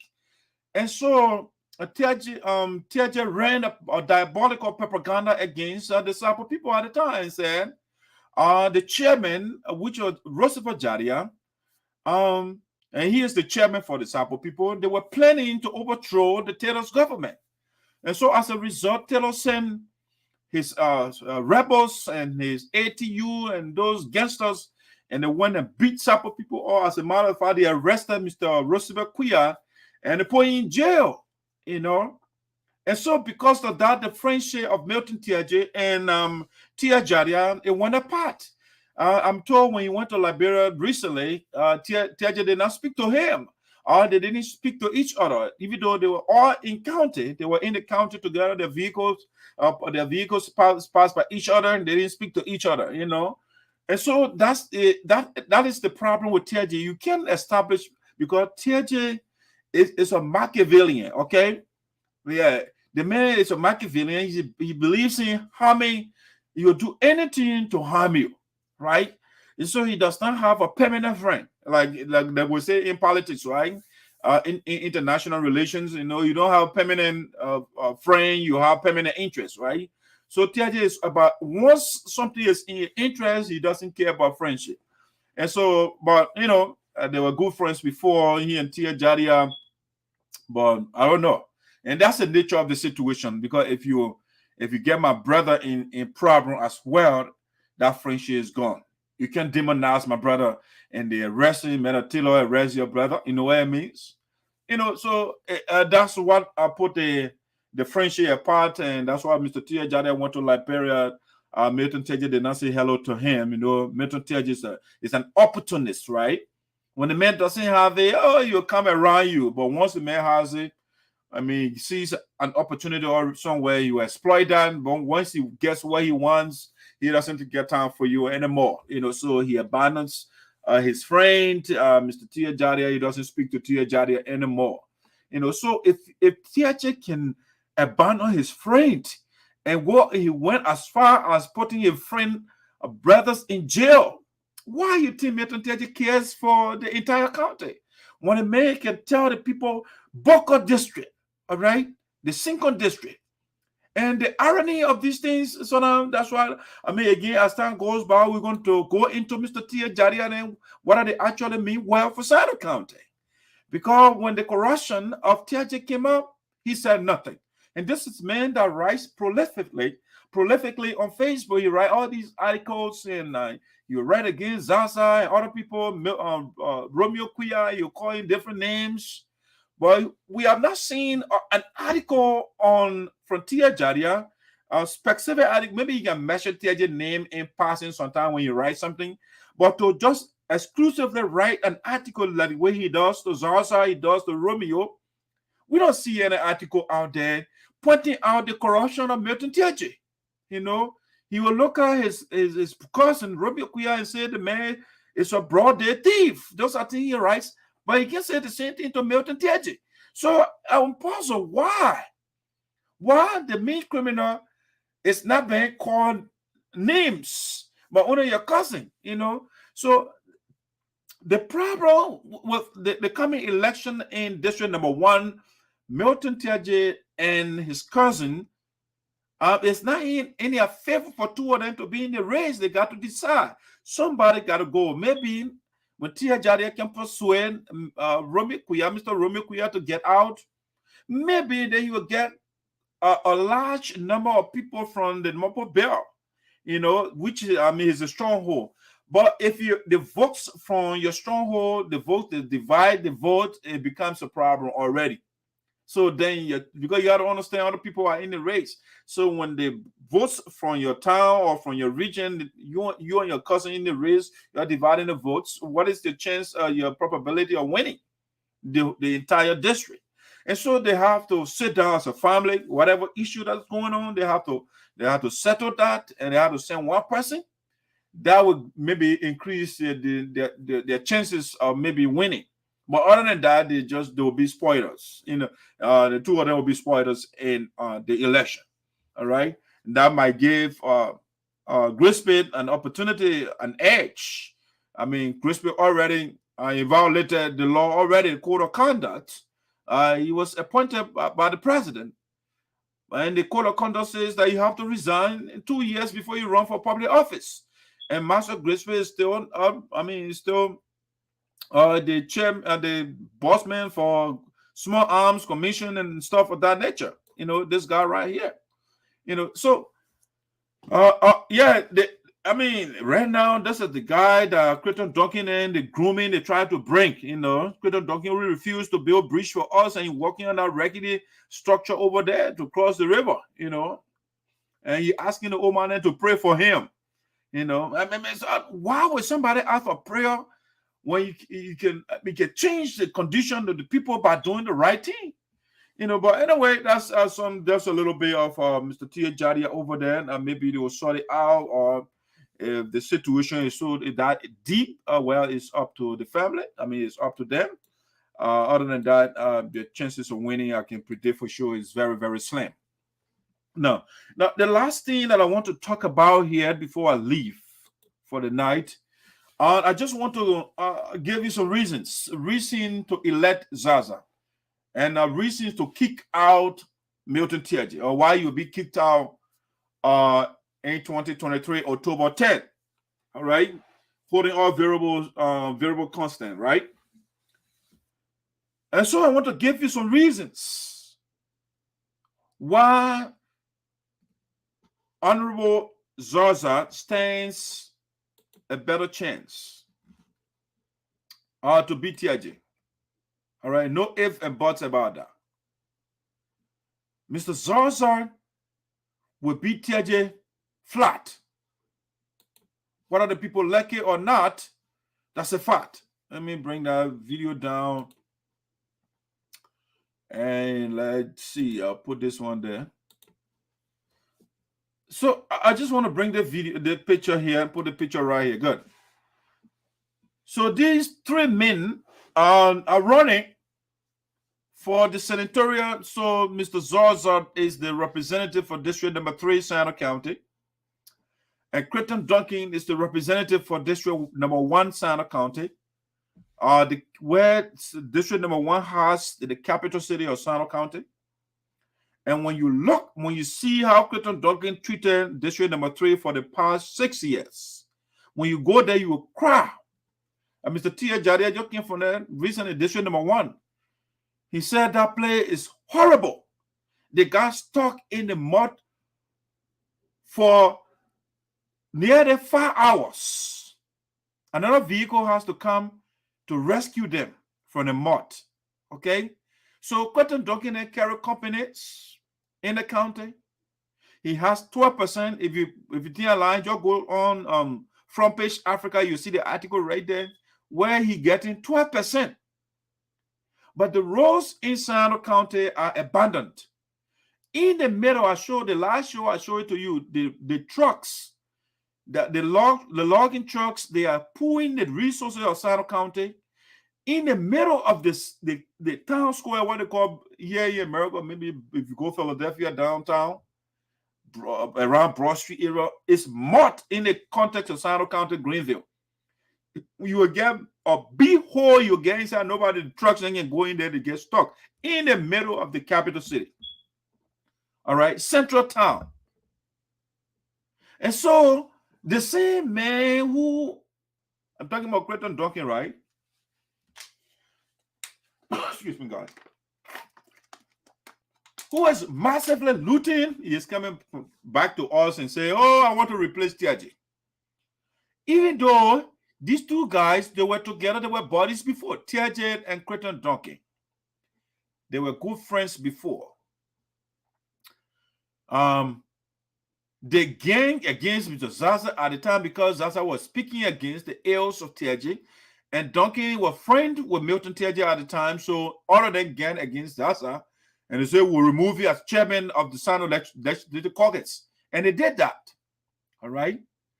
Now Mr. Zarzar been a peaceful man. He said, "Well, I'm remain whatever position you want to give me." So Mr. Zarzar was the advisor to the caucus.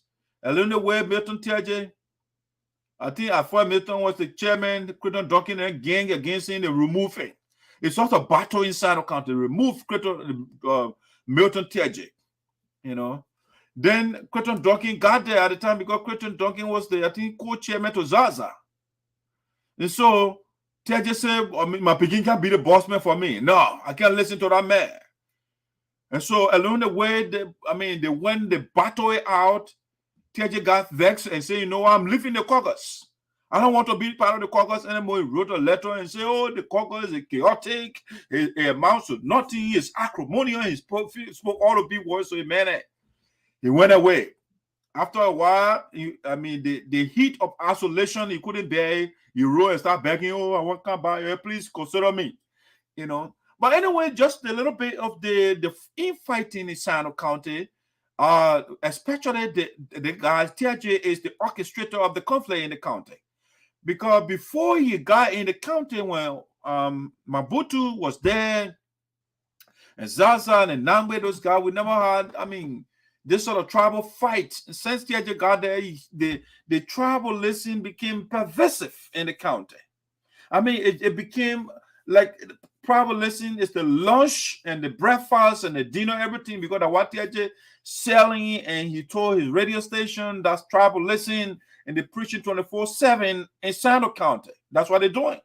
When they get on their radio, they call it Radio Liberty, but meanwhile, it's called Radio Kigali. It's there to put the tribes together. You know, they put tribes against each other.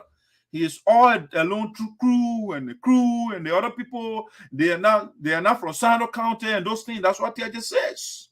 No, now some of these things they are passing out for Creighton talking. And the two of them they went at a couple of times. They calling each other names. I mean, I can play a lot of videos here, but I don't want to waste your time. What I'm about to do here tonight is just to tell you why Mr. Zarzar going to beat Teahjay flat, whether the people like it or not. So I want to give you reasons why Mr. Zarzar stands a better chance to beat Milton Teahjay. All right? Teahjay, as you all know, his history, I mean, but if you're not from Sinoe, you will not know his history. And being the encyclopedia of the history of Sinoe County, I'm going to give you a little reasons. First, I'm going to give you why Milton Teahjay does not stand a chance to be re-elected. Now, when Milton Teahjay is re-elected, that means these things that I'm about to tell you right now, the people of Sinoe County, they like those things. That means those things, what I'm about to show you right now, it means that those things benefited them. And that's why they want to vote for Milton Teahjay, right? So I'm going to give you some reasons and some evidence first for Teahjay why it's bad for Sinoe County. Now, we start from this right here. This is a young man called Huge Bleedy. Huge Bleedy is right now in Rwanda, Kigali. He was sent there protected by Milton Teahjay because of a campaign talking point. Oh, I sent you Bleedy to Rwanda to go to get a PhD, right? So that a talking point. After serving as superintendent for 6 years, and after serving as a senator for 9 years, in your own brag about you bleeding for getting degree. But anyway, the same guy he sent to Kigali to get a PhD. This is why Hugh Bleedy.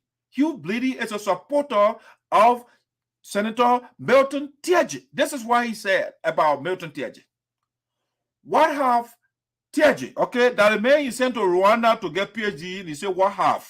Okay, I'm not doing grammar business here right now. It's not important. But the point why he said about the man that sent him to Kigali to get book, to learn book, what Milton Teahjay, Huge Bleedy said about him. He said, what have Teahjay offered to the people of Sinoe in his 5 years leadership? That means Hugh Bleedy was referring to when he was superintendent of Sinoe County. What did Teahjay do for the people of Sinoe County after serving for 5 solid years? That's a question. It should have been question mark over there. But you know, I'm not out for grammar again.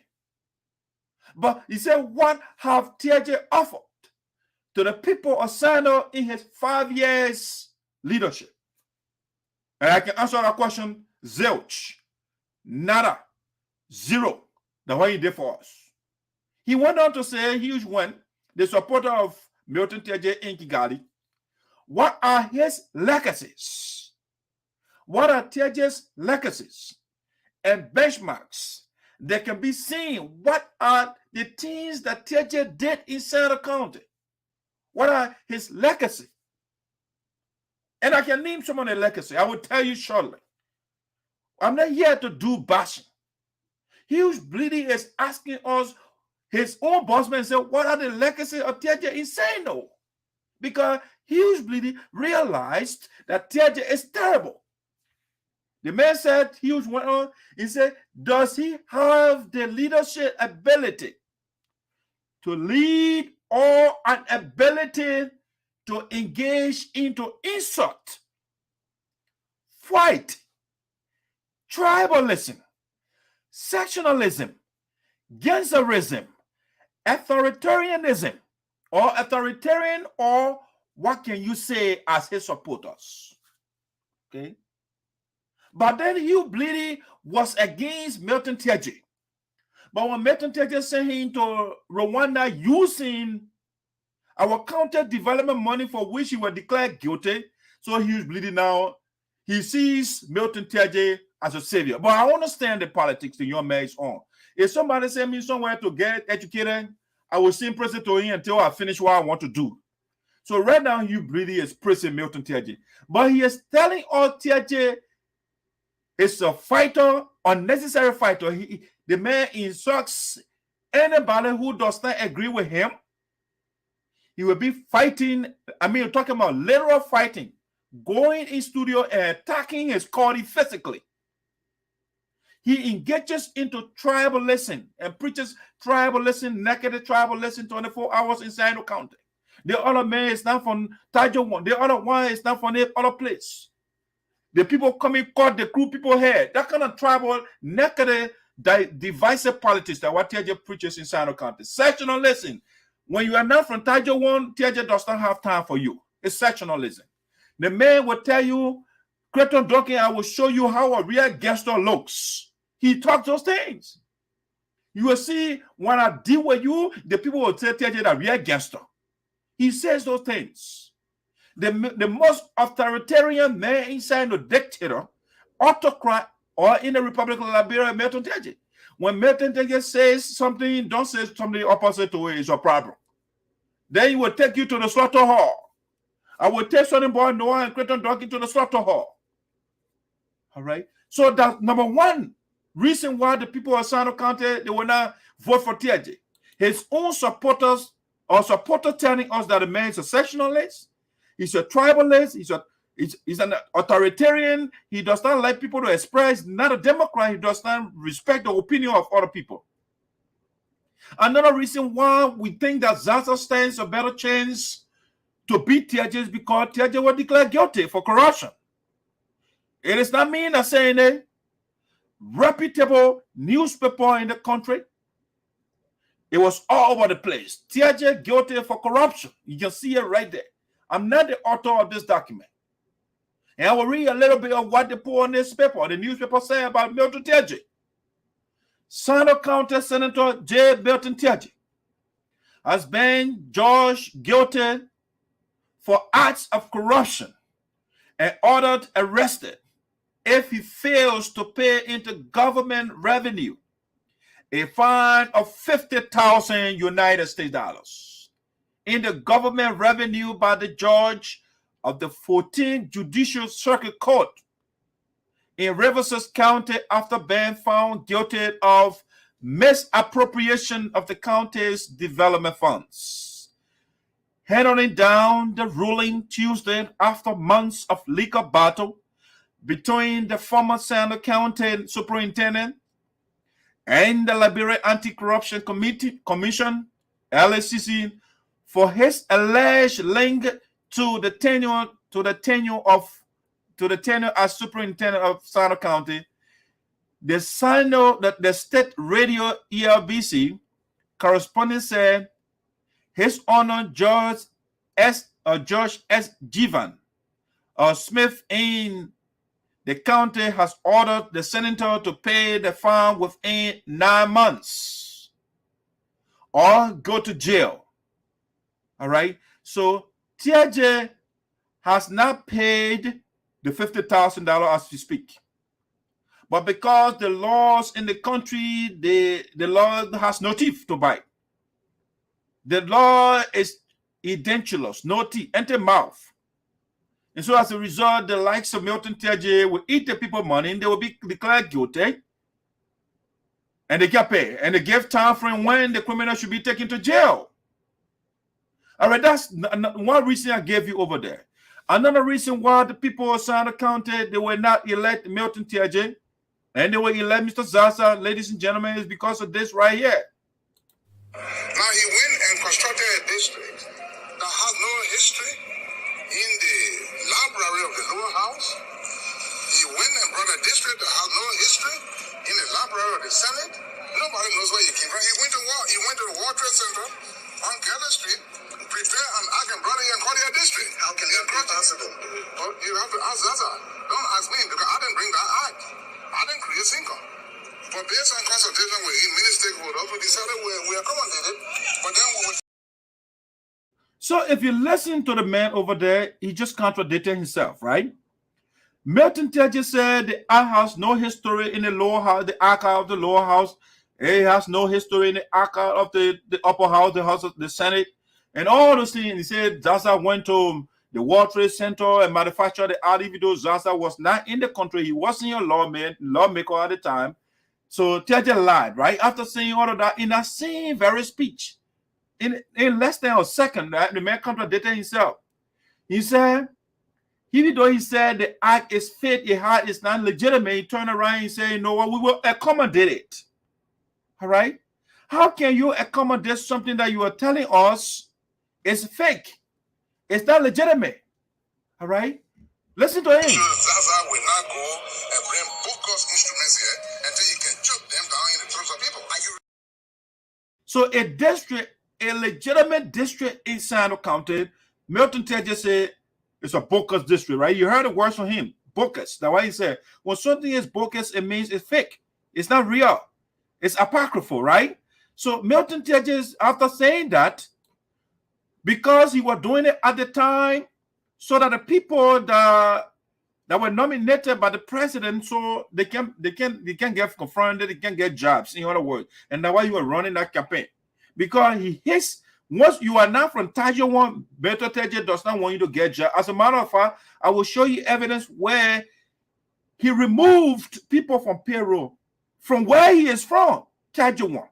Okay? So after saying Cinco is bogus, and fought, and the people that were nominated by the president, they went through, and he said the district is bogus, the same man turned around and wrote this, that the bill, that the history that Teahjay has. And I want the other time when you are in Sinoe and say, oh, and I sponsored this bill, he left this bill out. All right? After he fought his own people, the people that elected him to be a lawmaker, and fought for the people not to get employment, and he called in the district bogus, the same criminal turned around and said, you know what, I want to amend the Boca district. The district is fake, but I will amend it. All right, my people, if you are listening to me, if something is fake, why do you have to amend that? Something has to be legitimate in order for you to amend it. And so the criminal, because he did not get his way, so you are finding a way to take the people's land. So he said, I read to forward to plenary at the Liberian Senate for enactment or something like that. I can't see the word. So he put a draft bill seeking to amend the act creating the single statutory district, Sinoe County, Republic of Liberia, even though he said the district is bogus. And so you want to tell me the people from district number 3, they're going to vote for the man who said they shouldn't get jobs? And so it's up to the people. And I'm telling you, this is a good reason why the people will not vote for Milton Teahjay. Even though our people are known for making wrong decisions, but this one will not pass them. He can fool the people some of the time. He can fool some of the people all of the time. But he can't fool all of the people all of the time. That's what Abraham Lincoln said. And so Milton Teahjay tricks everything on the lies, because right now, when you listen to him, he repeats the same thing over and over, no new idea, the same old tricks that he had been playing since 1847 are the same thing he regurgitating now. So people getting tired with it now. All right. So another reason why the people, I just show you this article, right? Milton Teahjay guilty. It was based on the verdict from the court, the 3rd Judicial Circuit Court of Riverside County. So yes, the verdict when LSCC indicted Milton Teahjay. All right. So you can see a Republic of Liberia, by and through the LSCC, Liberian Anti-Corruption Commission, right? Versus Mr. J. Milton Teahjay, former superintendent for Sinoe County, and Mr. Madonna Lemons, former development superintendent for Sinoe County. These are the two people, right? And these are the crimes they put on Milton Teahjay at the time, the state anti-corruption institution. These are the crimes they put on Milton Teahjay. Economic sabotage, criminal conspiracy, criminal facilitation, misapplication of entrusted property, and violation of PPCC procedures and processes. These are grave crimes they put on the man. And you were declared guilty at the final analysis. And this is the court final judgment here. All right? Good governance is one of the, I can see these things are small, but they declare the man guilty. If you see here, this court is hereby convinced that an official who stands in responsible relation to the misconduct must be criminally liable without having played any direct role in the misconduct. Okay, so Teahjay played a major role, and so the court said we hereby declaring guilty, and here you pay $50,000 United States dollars. Even though this is a travesty of justice, it's a mockery of justice. And when you look at the court document, the LCC document, the number of crimes the brother committed, the money that the man ate from the people of Sinoe County development money, I'll show it to you. So another reason why the people will not vote for Milton Teahjay is because of the document right here too. The people of Sinoe County, they sent Milton Teahjay to the Capitol building. They sent him to the Senate so that he can seek their interests. And the president of the Republic of Liberia, George Weah, nominated sons and daughters of Sinoe County to get jobs. And Milton Teahjay was the co-chairman on the committee that's supposed to confirm the citizens from his county. And Milton Teahjay said, I'm not going to sign because I don't want people to get jobs. Because when the people get employment, they will not come and beg me. And that will reduce my prestige. They will be independent. They will send their children to school. And I want to be the only person I want to send my children to school. The other people should not send their children to school. And so Milton Teahjay literally refused to sign for the people of Sinoe County, the main lawmaker, to get jobs. He refused to sign. So if you see the paper right, Senator J. Milton Teahjay, co-chairman on the committee that's supposed to give the people jobs. The only reason why these people were confirmed is because the rule in the Senate at the time was changed. Because at the time, the rule says that the two senators from your county must sign before the people can be confirmed. That's what they use first when they deny the citizens of Sinoe County, seeing Wakaba and the single people, Teahjay then used it before and deny the people job opportunity. So when Jawia, because on Ellen Johnson said it, right, when Jawia came, Teahjay said, we applied, but later on the rule was changed. And that's why today the people of Wakaba, they got employment. That's why the fathers and the mothers over there too, at least after several months, they can still get a little thing to put food on the table or to send their children to school, to buy copyboard, to buy some slippers and something for their children. Something that Teahjay does not want, for which he refused to sign. I want to see whether these people that were denied jobs will go to the ballot by October 10, 2023 and vote for Teahjay. I'm telling you and giving you compelling reasons why the people of Sinoe County, they are not going to elect Milton Teahjay. Now let's go into Teahjay's own town, where he's born, or the region that Teahjay is from, and what he did to the people. What the man did to the people of Sinoe County. The man is an economic predator. He preys on the people. He wants the people to starve to death. So let's go to Teahjay, where Teahjay is from, the kingdom of Teahjay. Right? This is the evidence. Ministry of Internal Affairs, Teahjay Statutory District. Let me put it on the paper. Unification City, Sinoe County. That Teahjay kingdom I'm talking about right now. Office of the District Superintendent. In district number 3, this Teah Jardia is a force in district number 3. The superintendent for this statutory district is called Annie Poble. And Annie Poble got the job through the instrumentality of Mr. Zarzar.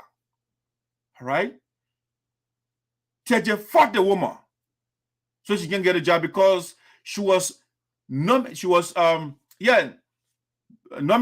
or brought to the attention of the president by Mr. Zarzar. And anything that Zarzar does, he gets the credit, and Teah Jardia does not want Zarzar to get the credit. So he fought Annie Poble to not get the superintendent job. At the end of the day, the woman got the job anyway. But now, Teah Jardia is considered the kingdom of Teah Jardia.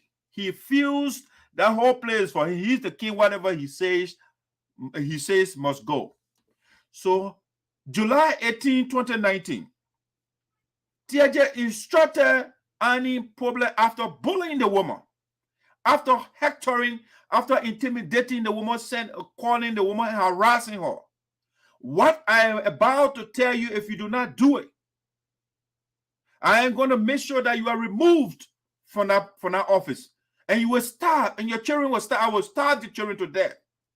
And the woman wants to survive too.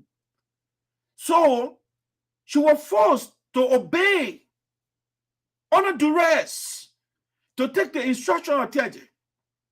So Teah Jardia told her to remove 46 civil servants, 46 citizens of Teah Jardia from payroll, because those people, they are not listening to him.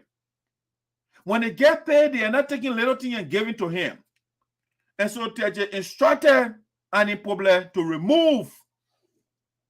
to write the Ministry of Internal Affairs so they can take the people from payroll. Don't take it from me. Let's read the letter that he sent. Honorable Mobadu S. Johnson, Deputy Minister for Administration, Ministry of Internal Affairs, Capitol Hill, Monrovia, Liberia. Dear Minister Johnson, listen, they didn't say the woman did not say because the two of them, because she is sending a letter, she and Teah Jardia, right? So that's why she used the pronoun we.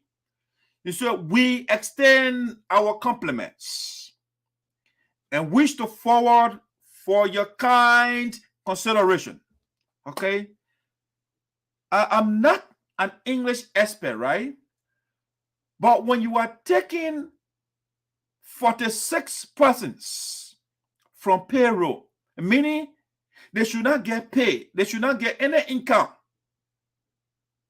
will you consider that to be kind? Is that how we use that word, that English word, kind?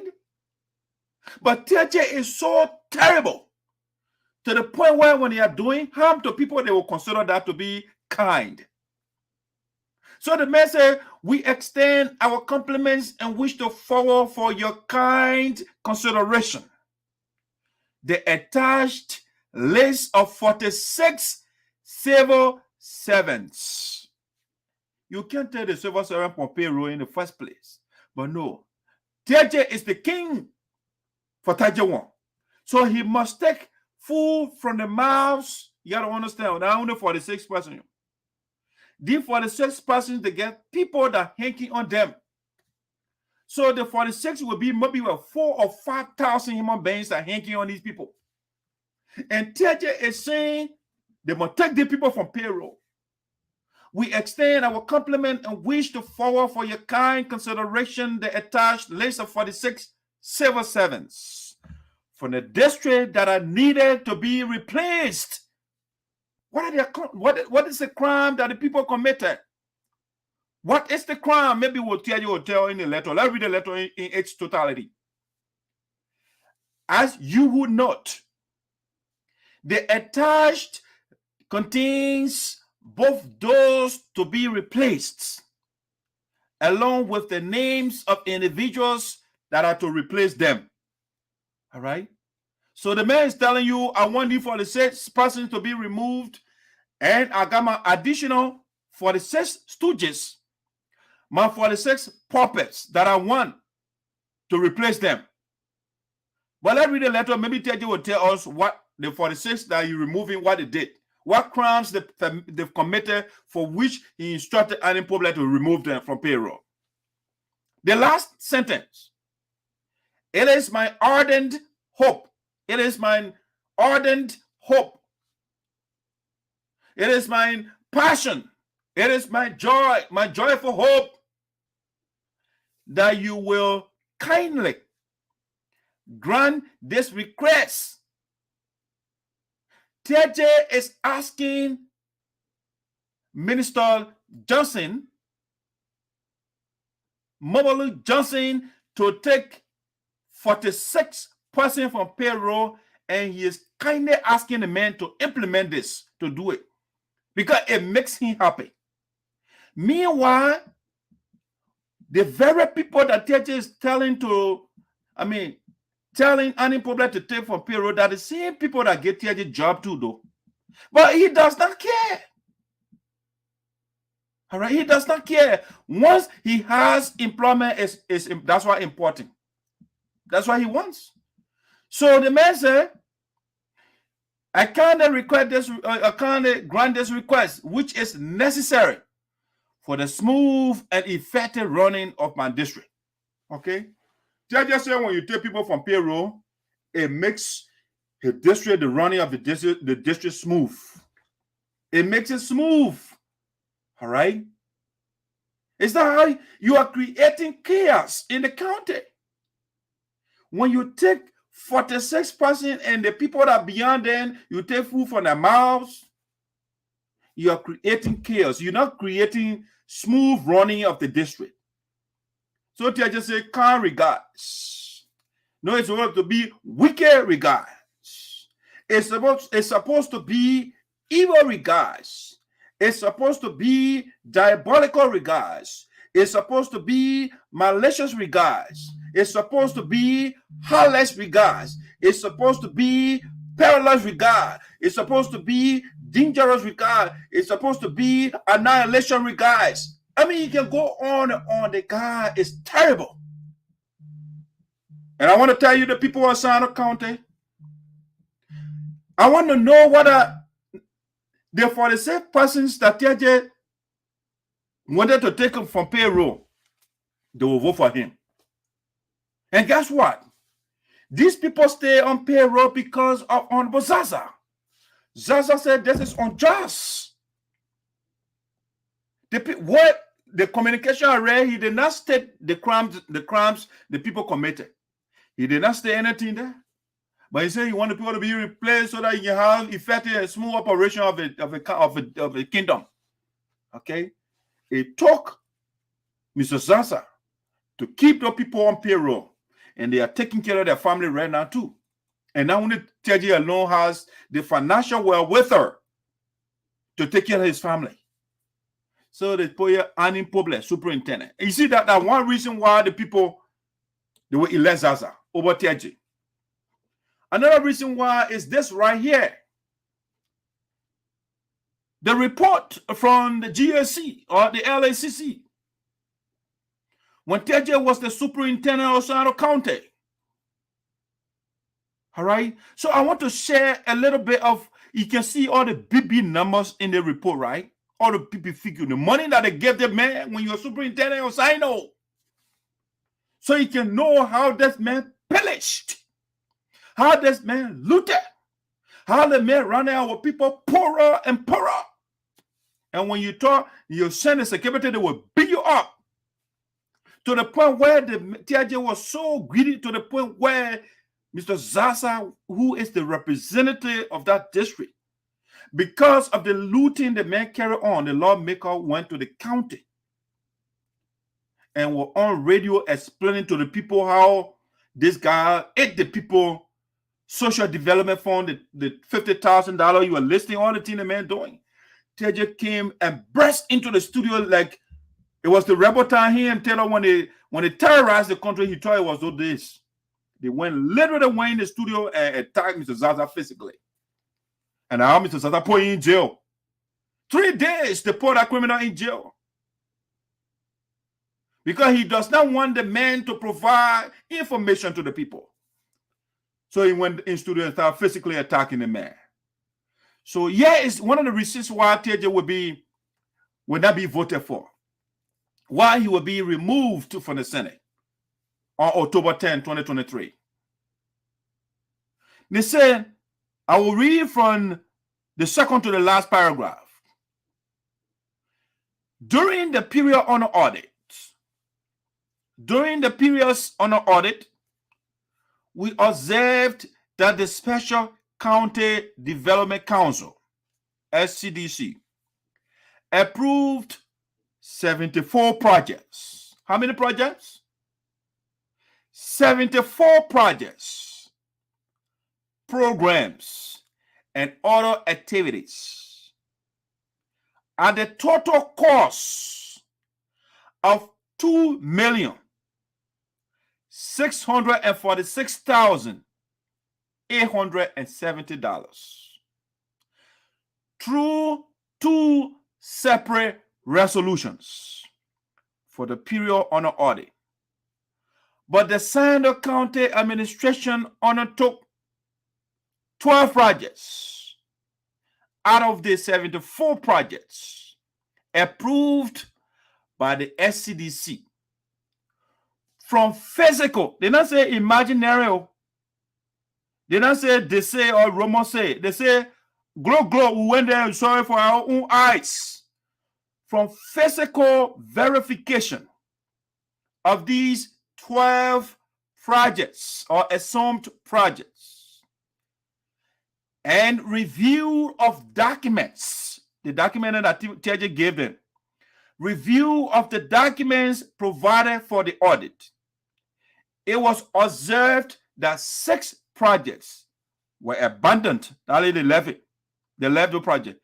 2 were ongoing. 3 were completed. And 1 was inaccessible. Therefore, could not be verified due to bad road condition at the date of our physical verification in October 2013. Okay. So there are a lot of elements in the single paragraph. There's a lot of things in there which I want to pass out for you. All right. So the first thing that we see in that, they say the Special County Development Council, they call it SCDC.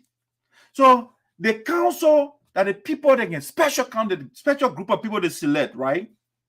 And they brainstorm and say, what should we do? What are the projects we should undertake in the county based on the money available? So the people went together, they got together, the special council, they got together of the county, and they approved, they selected 74 projects based on the available funds. How many projects did I say? I did not say 2. I did not say 3. I did not say 4. I did not say 5. I did not say 6. I did not say 7. I did not say 10. No, I did not say 20. Not 30. Not 40. Not 50. Not 55.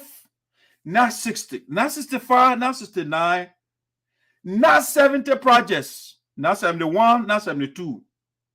74 projects. Now, what do people say we want? We are talking about clinics. And on the record in the building, modern clinics with X-ray machine, with MRI machine, with all the latest technology in it, with pharmacy and everything to dispense medication to the people. The people went to work, detailed everything. You're talking about modern libraries. We are talking about community centers for children. You're talking about, recreational facilities. 74 projects. And out of the 74 projects, they said Teahjay undertook 12. Only 12 the man undertook. And don't start running with that. So when you get 74, right, and you minus 12, you still got 62 projects outstanding. Okay. So of the 74, Teahjay tackled 12 projects. Now, out of the 12 projects, according to the report, Teahjay abandoned 6. So you get additional 6 projects, right? Of the 6 projects, they said 2 were ongoing at the time, so you need to complete. They were not completed by them. And the money, everything was very well. Now that they don't have the money, so why you didn't complete the project, we don't know. Okay. So of the project, they said the man only completed 3 projects. Out of the 12 projects, he only took 3 projects. All right. So basically, out of 12 projects, Teahjay completed 3. Out of 12 projects, he completed 3. So that means he abandoned 9, right? So let's add a 9 plus 62 projects. So Teahjay abandoned 71 projects out of the 74 projects. Okay, the question is, where is the $2 million? And I'm not saying Liberian dollars here. 2 million. According to the report, it said 2,646,807, almost $3 million they gave Milton Teahjay. And we have completed 2 projects or 3 projects, according to the report. So 71 left undone. So you want to tell me the people of Sinoe County will look at this and vote for Teahjay? You must be crazy to vote for such a man. They abandon libraries for your children to read, schools for your children to learn. I mean, electrify the biggest city in Sinoe. That's another different project.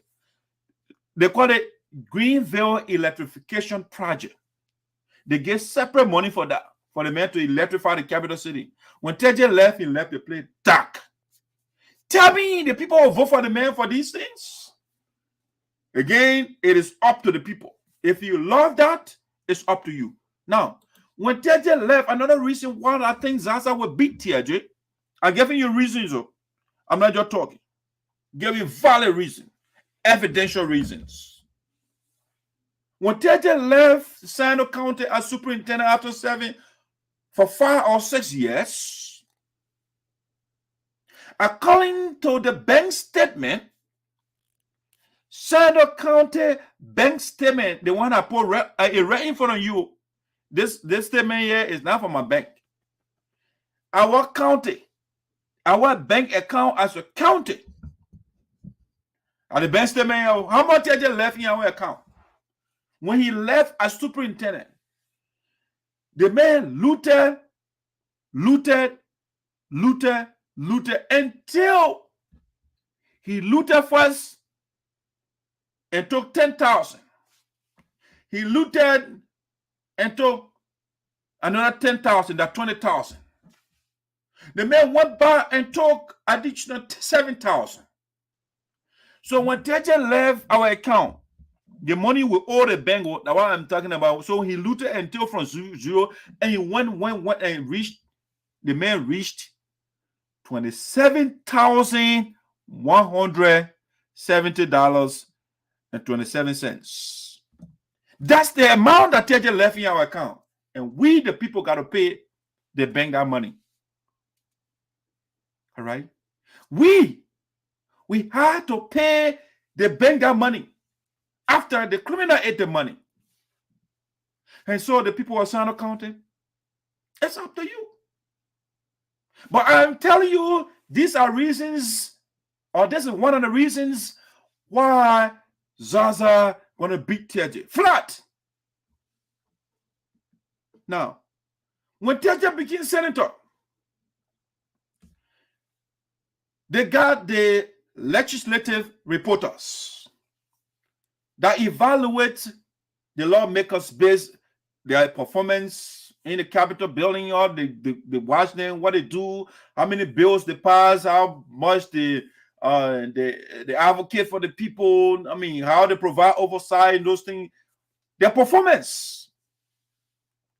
After reviewing all the senators, the 30 senators of Sinoe County, in the Republic of Liberia, sorry, my senator, the loudest guy in the Liberian Senate, the man that got more vocabulary than anybody else, but no ideas.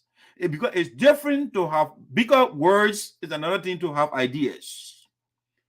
So Teahjay spoke big words for 9 years. And after the people did their evaluation, this is the grade they get out. My senator, the man that calls himself political lion, political tackle, political elephant, political babu, but all the animals in the bush, the man associating himself with the animals. All right. So the people, after doing the evaluation, this is what they say about Senator Teahjay. If you look at the top of the document I put here, it says Senator J. Milton Teahjay, Sinoe County, F.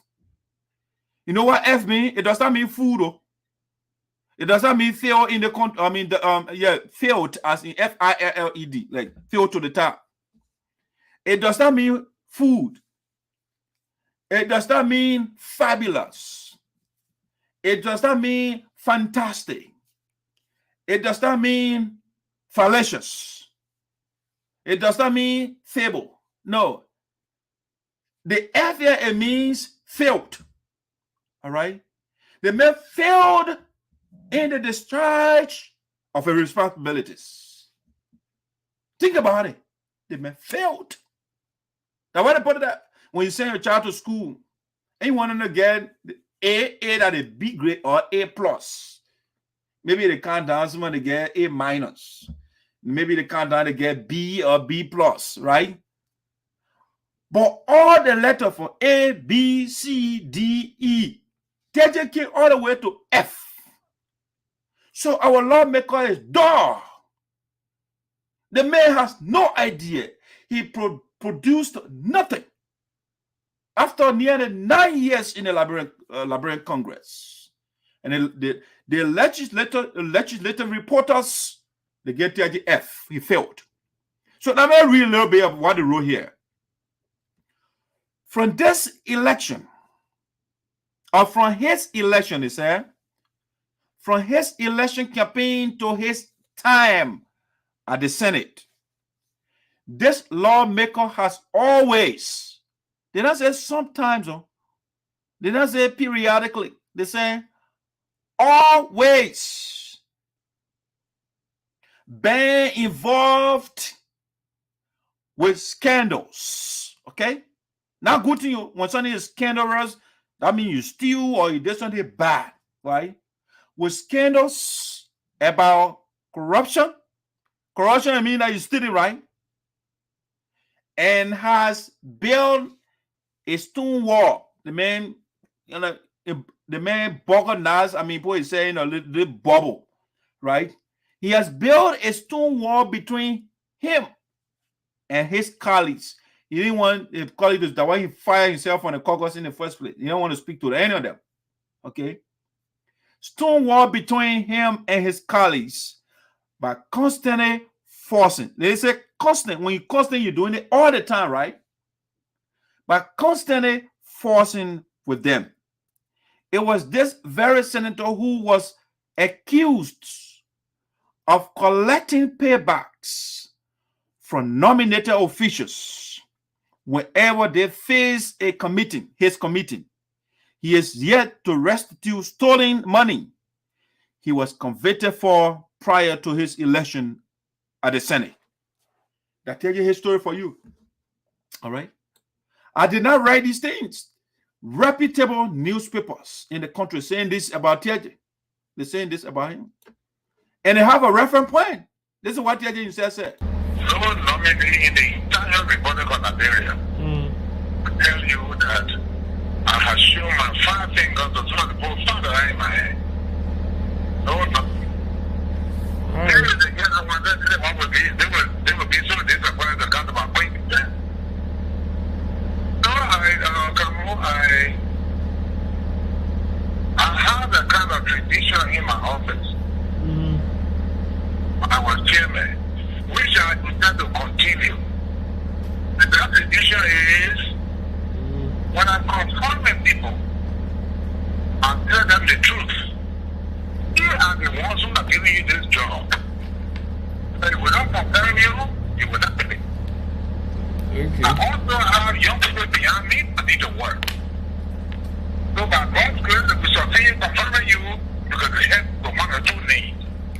When I put the agree, they confirm,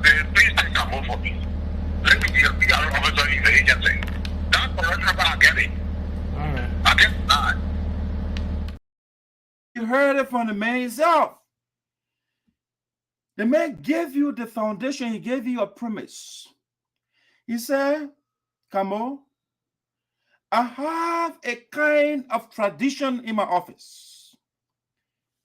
And that tradition is when I'm confirming somebody, I got to blackmail you. I got to make sure before you are confirmed, I'm not going to assess your credentials. I'm not going to assess your ability to discharge the functions of the job you will be approved for. That's what I'm doing here. I am here to tell you before I confirm you, you must guarantee me that you will hire some of my stooges. You will get a job. When you guarantee me, we're going to write it down and go to the notary and notarize it. You put yourself on paper. Then I can go and confirm you. That is called quid pro quo. It's illegal. It's something for something. All right? The man is not doing it to assess the people's ability to do the job. He is there to extract money and blackmail people. All right? We the one giving you a job. If we don't confirm you, you will not get a job. So before I give you the job, you are under obligation to guarantee me that you will give my supporters job first. This is the kind of terrible man that we get in the Capitol building. And he's telling you corruption power, I get it. I can't deny. No, I will never deny because corruption is buried in my DNA. All right? It is in my being. It's in my existence. Ontologically, it is in me. It's ingrained. It is embedded in my cells. I can't deny it. I want to tell you, Nami, listen to me.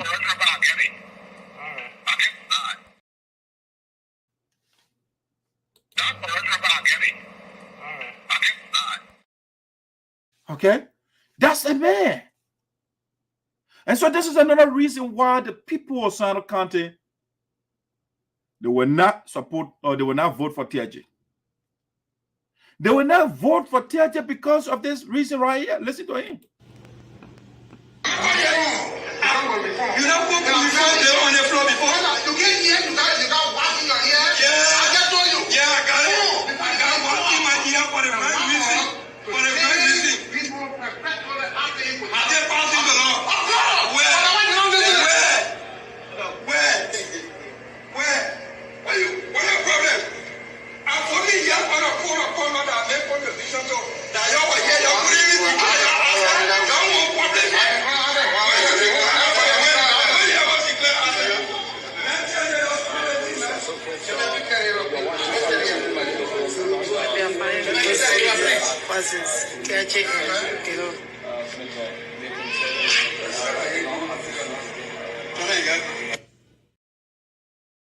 This is the kind of embarrassment we get in the Capitol building. He fusses with everybody. He disrespects practically his colleagues. And the man went in the Capitol building to work for us. And because of his rudeness, they put him outside. And what that means is Sinoe County wasn't represented that very day. Okay? You want to put that back? You want to put that man back in the Capitol building to continue this culture? When he would disrespect and talk to a friend, you get wax in your ear? What kind of lawmaker talks like that? Huh? What kind of lawmaker talks like that to his colleagues? This man's a gangster. We don't want a gangster. Listen to what he's about to say about himself again. I'm giving you reasons why the people will boot Teah Jardia out 2023. Listen to him. So you remember, we are now where we are today because of love. We suffered to come this place. We worked hard to come this place. No jail in the Republic of Liberia that I've never gone to. I've been to almost every jail you can imagine. Starting from police cells. The only reason they don't read Yala was because Dr. Emerson, as interim president of our country, he abandoned He discarded Bayayala. But I've been to Central Prison, I've been to Post Stockade, I've been to every police cell during the military government, and I am staying. All right. All right. So is that why you want to? Is that why the man's selling to you? You've been to jail. All the jails in the country. And the reason he did not go to Bella Yala is because that Asoya at the time closed that facility down, that prison down. Why Teah Jardia did not go there? But Teah Jardia has been to all the prisons in the country for doing the wrong things. It's not in the case of Dr. Keenan that was sent to jail for advocating for the rights of the people. Teah Jardia was sent to prison for stealing. That's why he was sent to prison for. He been to all the police cells in the country. I'm not the one that's saying it, I'm just repeating what he said. Is that what you want to vote for again? You made a blunder. And you get nothing. You got nothing for 9 years. And the man is telling you what I did for you. I will put in jail. Listen to what he's about to say to himself about himself again. Listen to him. I'm not the one. Nobody put words in your mouth. His achievement, what he can do, or what he is, or who he is, the way he'll tell you. This man you send to the Senate, you send a giant, you send a leper, you send an elephant. I'll play that again. This man you send to the Senate, you send a giant, you send a leper, you send an elephant. All right. So you got a couple of things in a brief statement. The man you send to the Senate, you send a giant, you send a leper, you send an elephant. Okay? Listen to it, not me again. Listen to it. You send to the Senate, you send a giant, you send a leper, you send an elephant. All right? So you send the three things in there. The giant, leper, and elephant. All right? And here is the question. Do you need a giant in the Capitol building? You know what a giant is, right? A giant is that person that's strong, that can hold big object and fight and knock people out. That's a giant. The Capitol building, the Liberian Senate, is it an arena for giants, for people to fight and throw blows and lift objects to test your strength? Is that why you do the strongman competition? No, it's not the arena for giants. That go through the Trinity of Teah Jardia, that Trinity that he gave you just now. Teah Jardia say it's a leper. Do you need a leper in the Capitol building? Where do you go to find a leper? In the Capitol building, in the Liberian Senate? The way you go to find leper? The way you send leper? Or leper supposed to be in the jungle? Or it's supposed to be in the zoo? Where do you find elephant? Where should elephant be? In the Capitol building?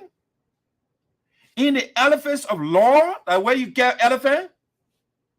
Or it's supposed to be in the Sarpo National Park? The leopard supposed to be in the Sarpo National Park, right? That are endangered species. Those animals, they are endangered species. So they got to be in the Sarpo National Park. But we got the elephant in the Capitol building. We got the leopard in the Capitol building. We got a giant. And that's why we are not getting nothing after 9 years. You send the animal where it does not belong. And that's why after 9 years, we can't get results. You want to put the elephant by again? You don't put it in the Sarpo National Park. You don't put it in the zoo, the leopard. You don't send a giant to a war competition to go fight and make Liberia proud and knock people out. You want to send it in the Capitol building? The people of Sinoe County, they know better. They don't want to repeat this blunder they committed in the past. No, they're not. Listen to Milton Teahjay. Enough. Now let me repeat. I will not give Patricia Flomo any card. Enough. Now let me repeat. I will not give Patricia Flomo any card.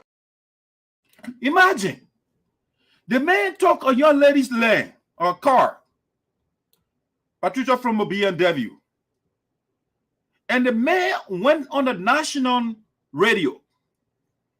And you say, I will repeat myself. I am not going to give the young lady car. I repeat, I will not give it. Because I was trained by Charles Taylor to take that which does not belong to me. I get power and I will corrupt power. And that what Lord Atom said, right? Power tends to corrupt.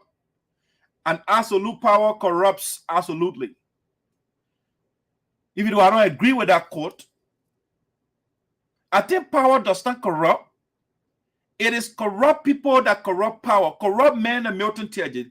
Power in of itself is neutral. Power is not corrupt.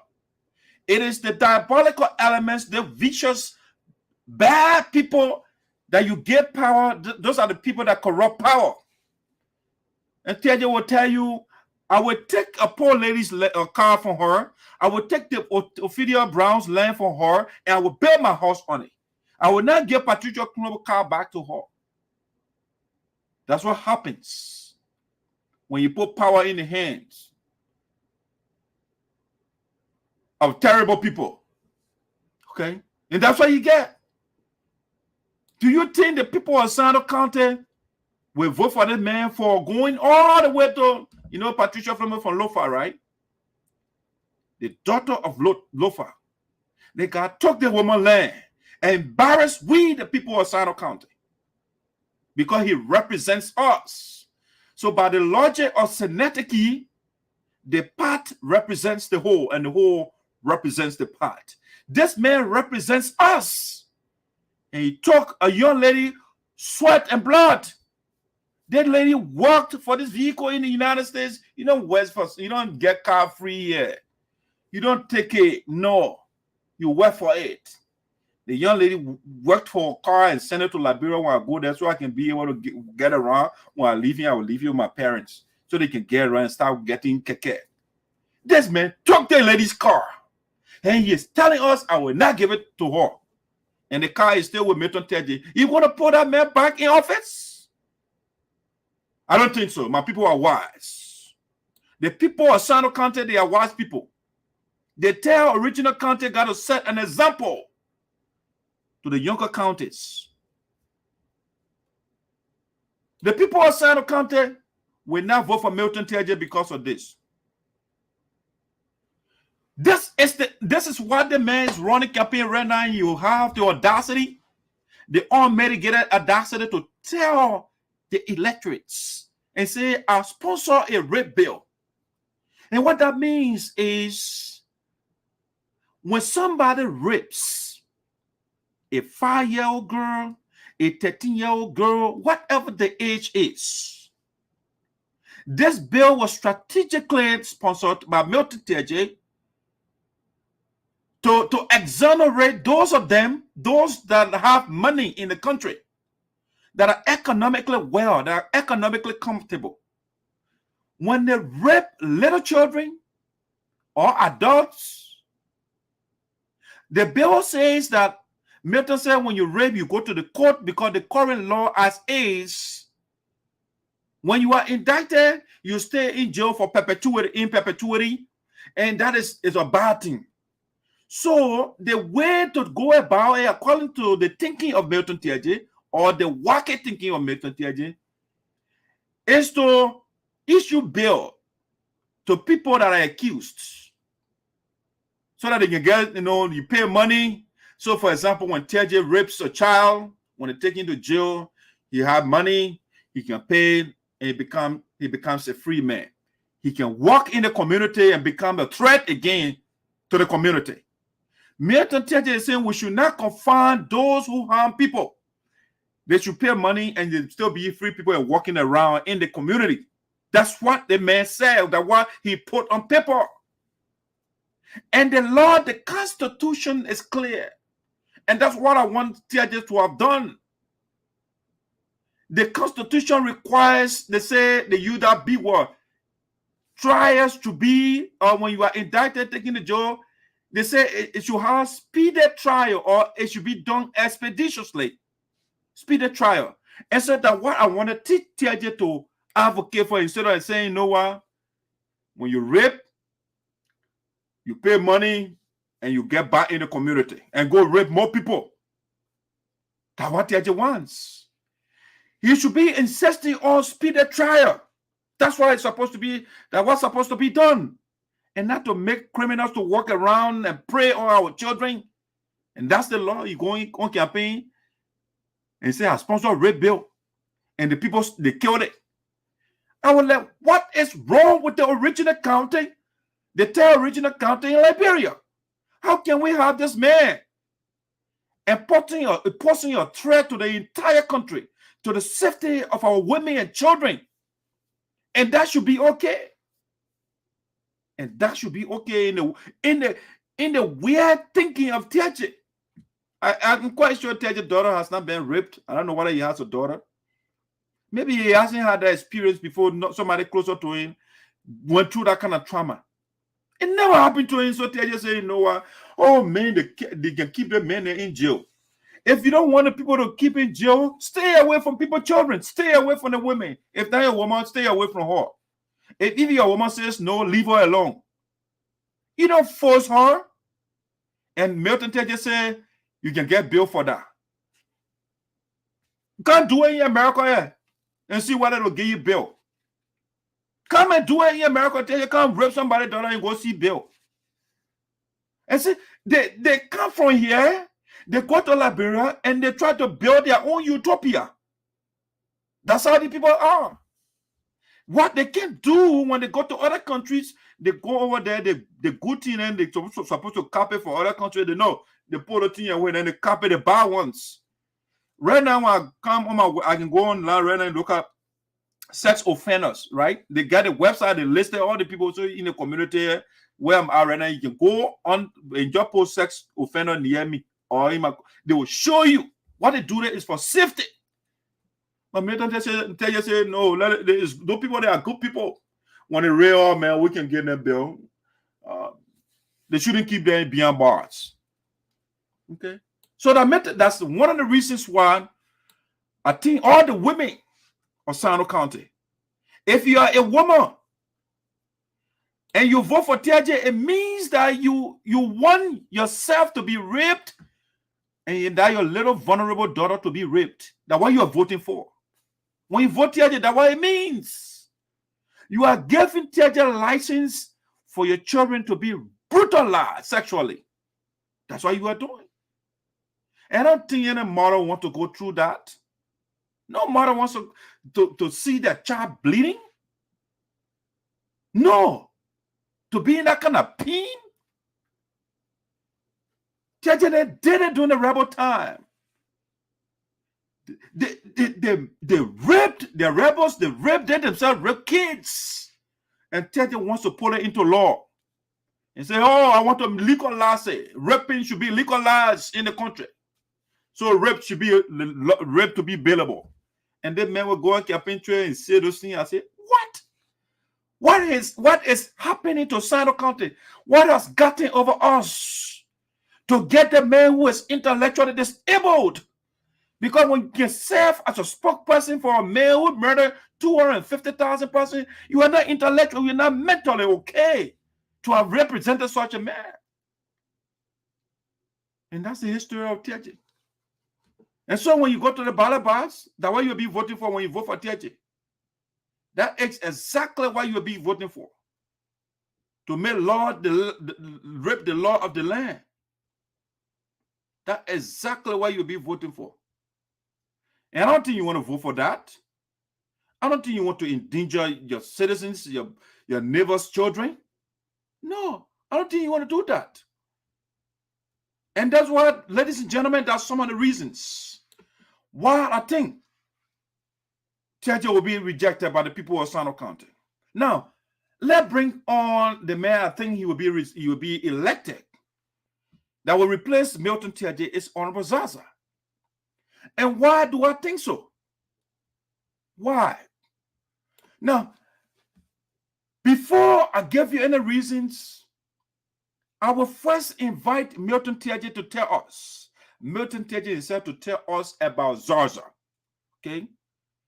Because recently Zarzar declared Teahjay as a campaign manager, Milton Teahjay and Clayton Duncan, right?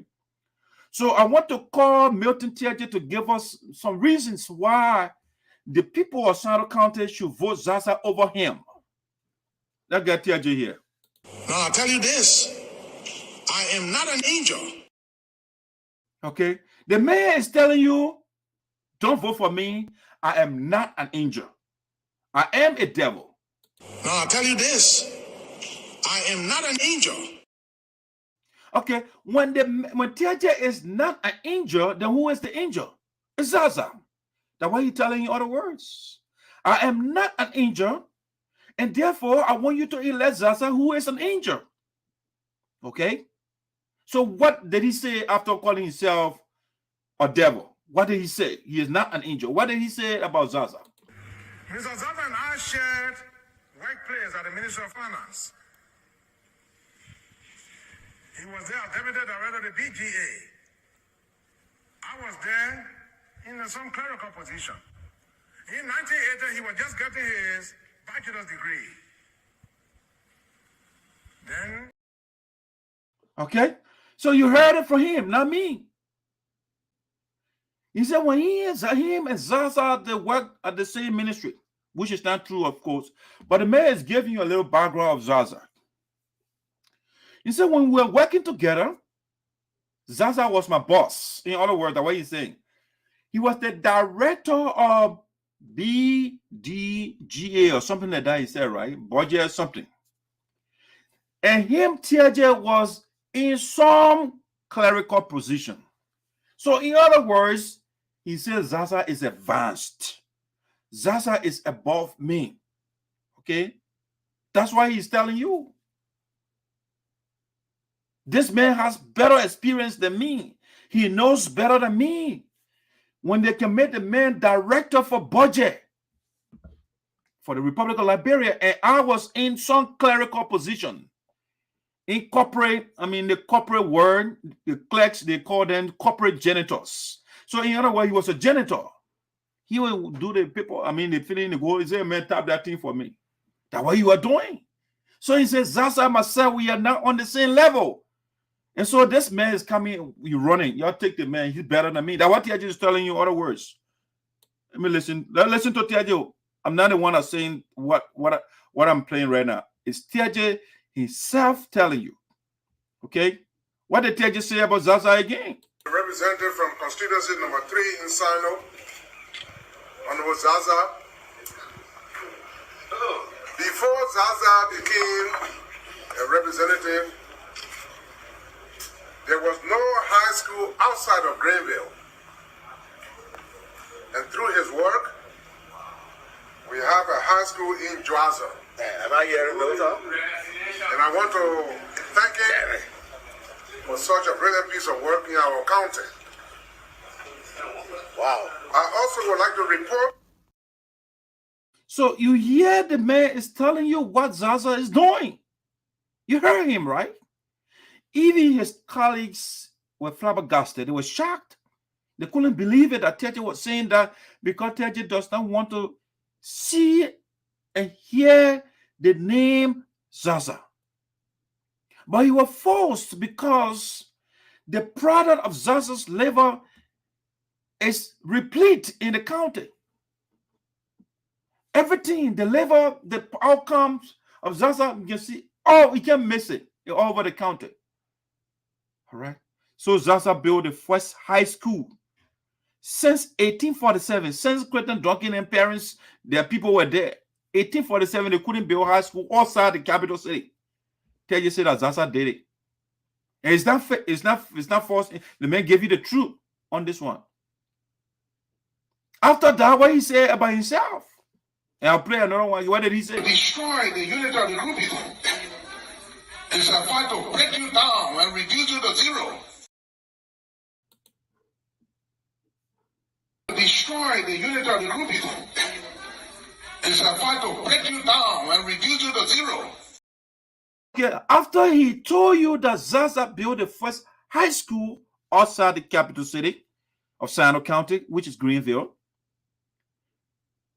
The only thing he can sell to our people, he has nothing to sell. So what he did was, a philosophy is a basic fallacy we call appeal to fear. So he said, Kru people, they come and break you apart. They come and destroy the unity of the Kru people. Who is doing that? All right. That's what happens when somebody is devoid of ideas. You go to the base part of the people, you find a way to put fear in the people. And so he appealing to fear now. Kru people, they come and call your hair. They come and break your unity. And that's why he used first and you won. But the people now, they space on you now. We will say, like, brother, space on Teah Jardia. That is not working. The people, they don't have food for the children. The people are sick. They can't get basic medicine. You were superintendent for 6 years, nothing. And you go tell the people they come and break your hair, Kru people, and they will listen to you. And they're going to do better. Over here again, appealing to travel. Listen. Everybody is saying, oh, anyone you don't get. And then you are here on money yourself.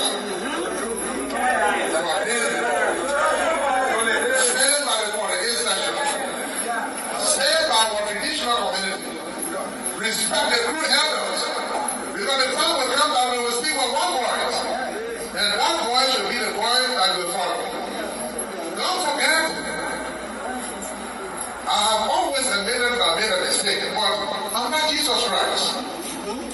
Politicians can make mistakes. I remember in 2017, I had the hands of two gentlemen. The late Maxwell and Cripple Dog. And I said, y'all come and join me to rebuild our county. One person cannot build the county. If you come to join me, we'll build our county. And blessedly, I took the two of them to basketball. I left them talking there in the right hand. I left them not way hand in the right hand, in the left hand. And the Kru told me, Teah Jardia, what you are told us to do, that's what we do. If you don't get back on your own song, you want to come up. And on their own father, my colleague gets one. And he left the two of them. Later they all know that I was wearing my own weapon stick in the bush. Later they all know that I was putting the feet of the counter in the hands of people who didn't mean well. But then you know, they said, God never leaves us behind. So it was just a matter of time to see what was going to happen. And today, as we speak, the economic agenda of the country is on hold. Everything you see is fighting and fighting and fighting. There has to be a change in what it is so that we can move ahead with the economy in this country. Right now, when you go to National, there's no more road. You can't go to National again. The road is closed. So if you are from National as far as that place is, and you empower the people here, you clearly say you got money, then where is the money? What is the purpose of the money you say you got?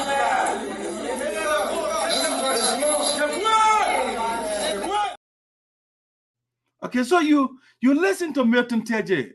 First of all, in a brief statement, the man, he has nothing to offer the people, right? So the best he could do, the best he could sell is tribalism, sectionalism, because you remember, this is what he believe he said. One of his supporters, okay? Sectionalism, tribalism, and those things. So exactly what you believe he said, that what you were preaching. And so he started, he said, oh, the Taiwan people, everybody happy. So when you say Taiwan, that is sectionalism. It's a section of the Kru tribe, okay? So he appealed to that group, the sectionalism, right?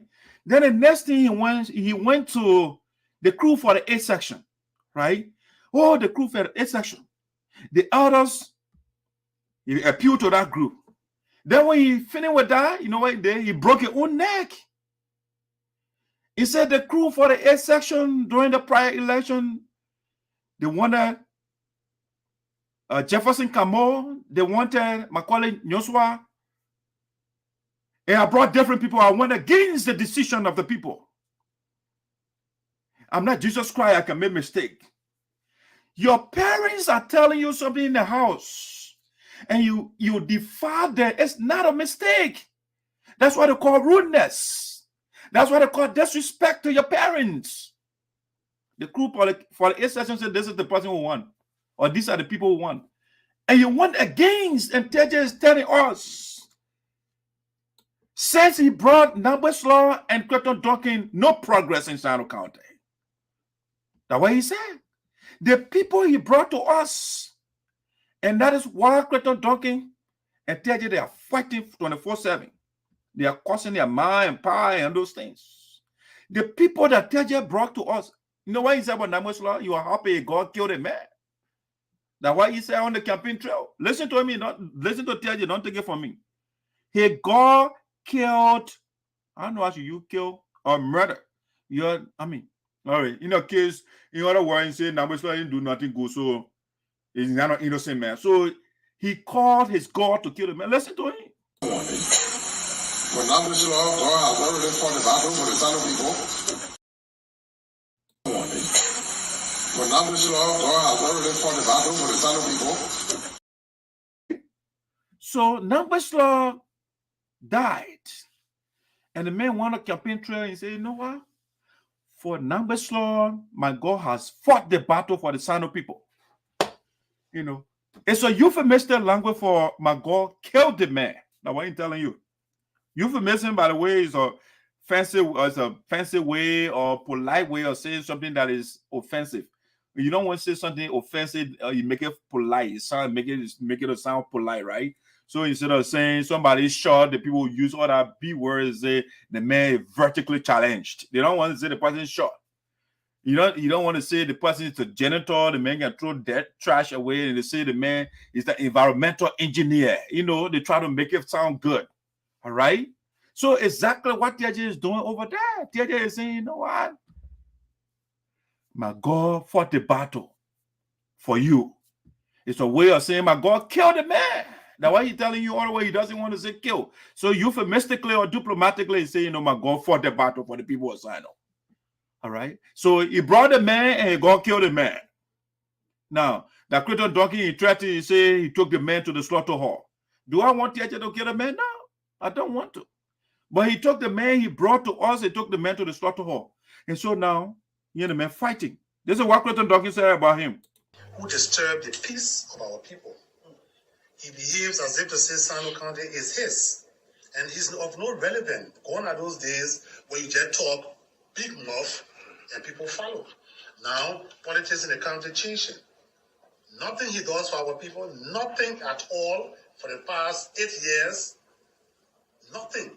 Even when he was 5 years of being superintendent, nothing. They're big mouth and speaking crew. All right. That's what the man he brought to us, that what the man said about him. Man, Teahjay making big mouth and speaking crude away for 8 years, nothing. Now, that Creighton Duncan, he just told you that hell Creighton Duncan here on the other side, number slow on the hand on the side. And the man brought, he said, Teahjay did nothing. All right. So when the man that Teahjay brought is telling you that Teahjay did nothing, why would you want to vote for that man?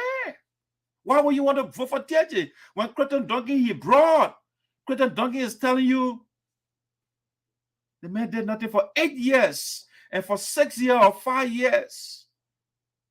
Why would you want to vote for Teahjay? All right. Then Teahjay told you that Creighton Duncan says he has money. In his statement, he said in Lexington, where Teahjay is from, the car road, the roads are messed up, but Creighton Duncan says he has money. So they asked Creighton Duncan and say, sir, where are you getting the money from that you say you get? That you're using to build skyscrapers and building personal mansions for yourself, and you get all the gold creeks and diamond, and you're getting 40% a company. Where are you getting the money from? They asked the man. I mean, don't take it from me. Let's play Creighton Duncan and hear from him. Well, where's your source of income? You get all that money from building lots of projects and giving people low market women and paying the students tuitions. Where you get all the money from? Because that can be from the legislature. So, we are men. The legislatures don't make us. We make the legislatures. Okay. So the legislature is a place that requires men to come in and be able to assist the government in areas in which government cannot reach at a certain time. We know what we are going through as a government. We know. So you heard it. They asked a simple, elementary, basic, foundational question. That's what they asked the man. Now what Sarpo Judge asked the man, Clayton Duncan, you say you're bringing 600 people to America and paying for all their visas and stuff and paying for all their trainings. Clayton Duncan, you say you are building bridges in Sinoe County. Clayton Duncan, you say you build 4 or 5 story building for yourself. You got cold storage. Clayton Duncan, you say you have gold mine. Where are you taking all the money from? What is your source of income? That's what Sarpo Judge asked the man. You know what he said? I'm a man. I am a man. It takes a man in the Capitol building. We need men in the Capitol building, not women. All right? So he dodged the question. He did not tell us his source of income. And then when the newspaper then coming on now and say, Clayton Duncan gave 12%. Your logs, the tree, then they cut it down. They create, what they call it? That deforestation. Yeah. They're cutting all the trees down, which is a hazard to you, to the environment, right? Because when you take the trees on there, everything, when it rains, it causes erosion and everything starts breaking. You know what I'm saying? So Clayton Duncan is literally looting from you. He's not telling you where you're getting the money from. He goes out of the country and cut contract with Filipino and tell them, you know what, I'll bring workers for you, and I'll tell the people they are bringing them to America.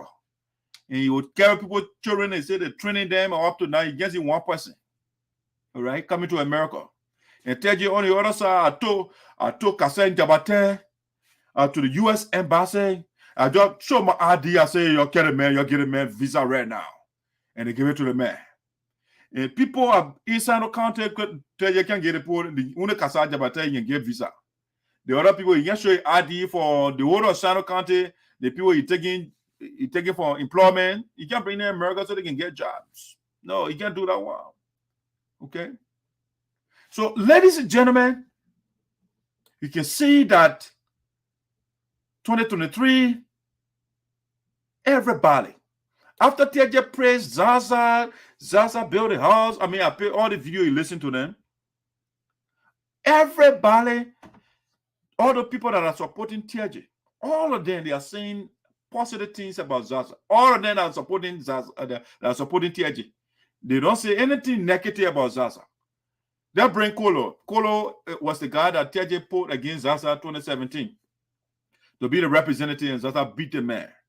What Kolo say about Zarzar? You need to do, or what has he done that you need to add up?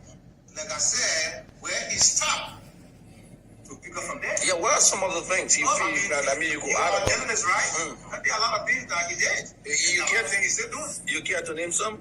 Well,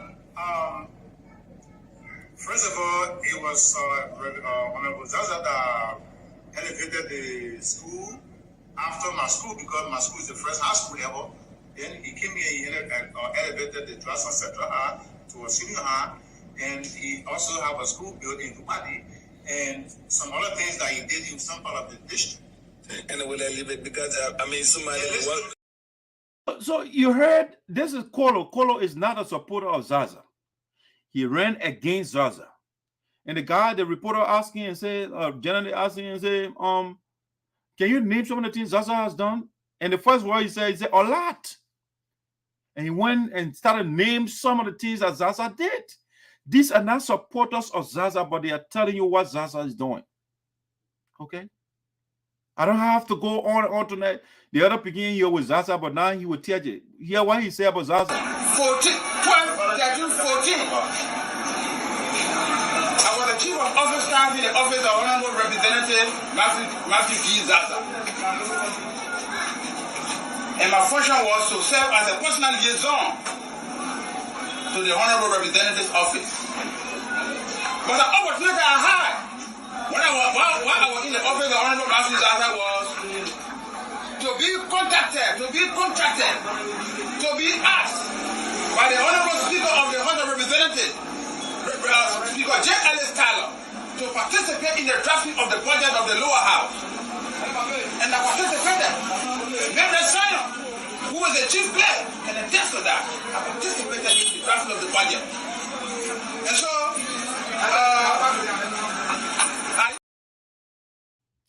okay, so the young man is giving a testimony as well when he was in the office of Honorable Zarzar. When he's a personal liaison to Zarzar. He said, an opportunity I had an opportunity. He's putting the power had, right? And he said, what did he get? An opportunity. Who gave him the opportunity? It's Zarzar. Because Zarzar had trained him. Zarzar had trained him and said, you know what, I'll put you on a committee and see how we can prepare the budget. And so he gave him laudation, he giving the credit to Honorable Zarzar for giving him that opportunity to see how they work on national instruments, okay, instruments. That's the testimony of one of the guys that worked with Zarzar, what he did, okay? I can play on what Teah Jardia said about Zarzar. Listen to me. Will be a composite of many things. Some of them will be good, some of them will be bad. Look among all the three of us. Honorable Mami Zarzar, our senior brother, he and I, we are coordinating how to keep our campaign out of the hands of bad people. We are making sure that our campaign will not land in the hands of a liar.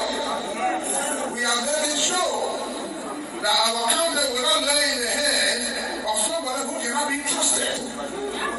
We are making sure that we will not put the campaign in the hands of somebody who went on Ghana Street and printed a paper called degree when you're lying in the college. We can't put that campaign in the hands of people like that.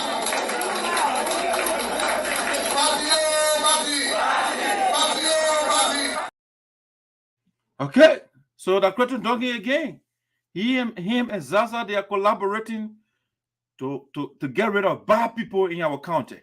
Okay, that's why he said about Zarzar. That's the opponent of Zarzar talking over there. It's not a supporter. Even though Zarzar declaring as what you call a campaign manager, so he's doing a great job over there. All right. What did he say again about Zarzar? But before that, let's bring Teah Jardia. Teah is also a supporter of Teah Jardia. Why he say about Zarzar? Calling Honorable Refugee Zarzar for saying no to tribalism. So, for saying calling Honorable Refugee Zarzar for saying no to tribalism. So, for saying. So everywhere you don't hear nothing negative about this man. While Teah Jardia is telling you, crew people, they come and call your hair. She is on the other side. I want to thank my colleague Honorable Zarzar for saying no to tribalism. Okay? That's what everybody, the guys are saying about this great man. The man they are fighting against, but they are pressing him. So why would you want to go vote for the man? Teah Jardia pressing Zarzar and saying him and he and Zarzar working together to get bad people out of the county. Why you want to go vote for that man? Who telling you, oh, I'm an elephant? You see, yeah, what Teah Jardia says again in the other one. I don't want to vote for me, vote for Zarzar. And he has made it clear that whoever doesn't want to vote for me, they should vote for me. In this campaign is the council that is inside of politics. And that council is Mr. Clifford Donkey. And we are determined to keep Mr. Donkey elected, that he will never forget, and elected that office is very fun. It should be so clear in our country for anybody who is known for lying on people, for deceiving people, for betraying people, who does not have any in the heart, but we are always people back with bad advocacy and benefiting for those people. The title of our campaign is titled, who's Zarzar in me? Is Spirit of God, because he is the counsel in our politics. So I'm calling on my advisors, my supporters, not to come and attack him, Matthew Zarzar, because he has not attacked us. He is running a clean campaign, and we intend to also reward him running a great campaign. W is going around attacking us. Firstly, is the one that will put out to us for attacking, but rightfully. We cooperate all of you. I'll be coming to the county soon, and I'll be on my way to talk to it. I will stay with 20. So you're hearing from Milton Teahjay. So he's an excellent campaign manager. Mr. Zarzar did not add to our farm. Appointed him as a campaign manager. Teahjay is doing a great job. All right. And so 2023, the game is over, guys. The people are already telling you what a great leader Zarzar is. All right. They're telling you he's a great leader. And so what else are you looking for? You got a man you're looking for? A man there? The people telling Teahjay and giving you profile all of them. They're telling you this is a great man. And so, ladies and gentlemen, you don't have to look any further, okay? You don't have to go any further. Yep. They can vote for that man. I see how you're right. So it's clear the people of Sinoe County, you have an excellent leader, Mr. Zarzar. And when you elect him, you will not regret it because all the opposition, they are telling you what a great leader he is. So you don't have to. Those are the reasons, some of the reasons I gave you. I don't have to go because the people already themselves, they gave you multiple reasons why Mr. Zarzar would be elected. And Teahjay will be kicked out. Teahjay himself is campaigning against himself. All right? He's campaigning against himself. And so, guys, I want to say thank you so much. It's the voice of Sinoe. Sorry, this is now a normal time we come on, but you know, other engagement activities in the way today, and that's why we come on late. But I mean, it's still not a bad show. You know, the lot of information I gave you tonight, and I mean, make use of the platform. Every time we come here, make sure you share the show, or you go on YouTube and subscribe to our YouTube page. Hit the notification button. I mean, the bell, so you can get notice when we get on.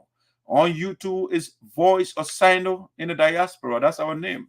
Subscribe to the YouTube page, and you get other videos that we don't put on Facebook. You know, we got a lot of videos there. So enjoy yourself, guys. I want to say thank you so much for joining us, and we will keep you posted. This election, this is the platform you're supposed to be if you're from Sinoe, because we are here to give you facts.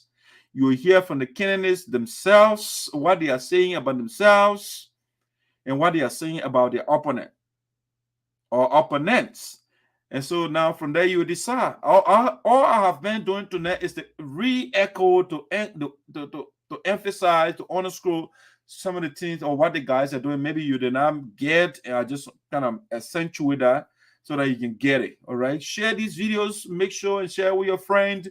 I mean, for Sinoe, carry these videos to our people in the town and villages so they can listen, you know, so they can know, because some of them don't have access to the internet. But those of you that do, carry these pieces of information so they can know what Teahjay is not telling them, what the candidates, Clayton Duncan, and they are not telling them, what are the Sonnyboy knowing and they are not saying, you know, what you call him.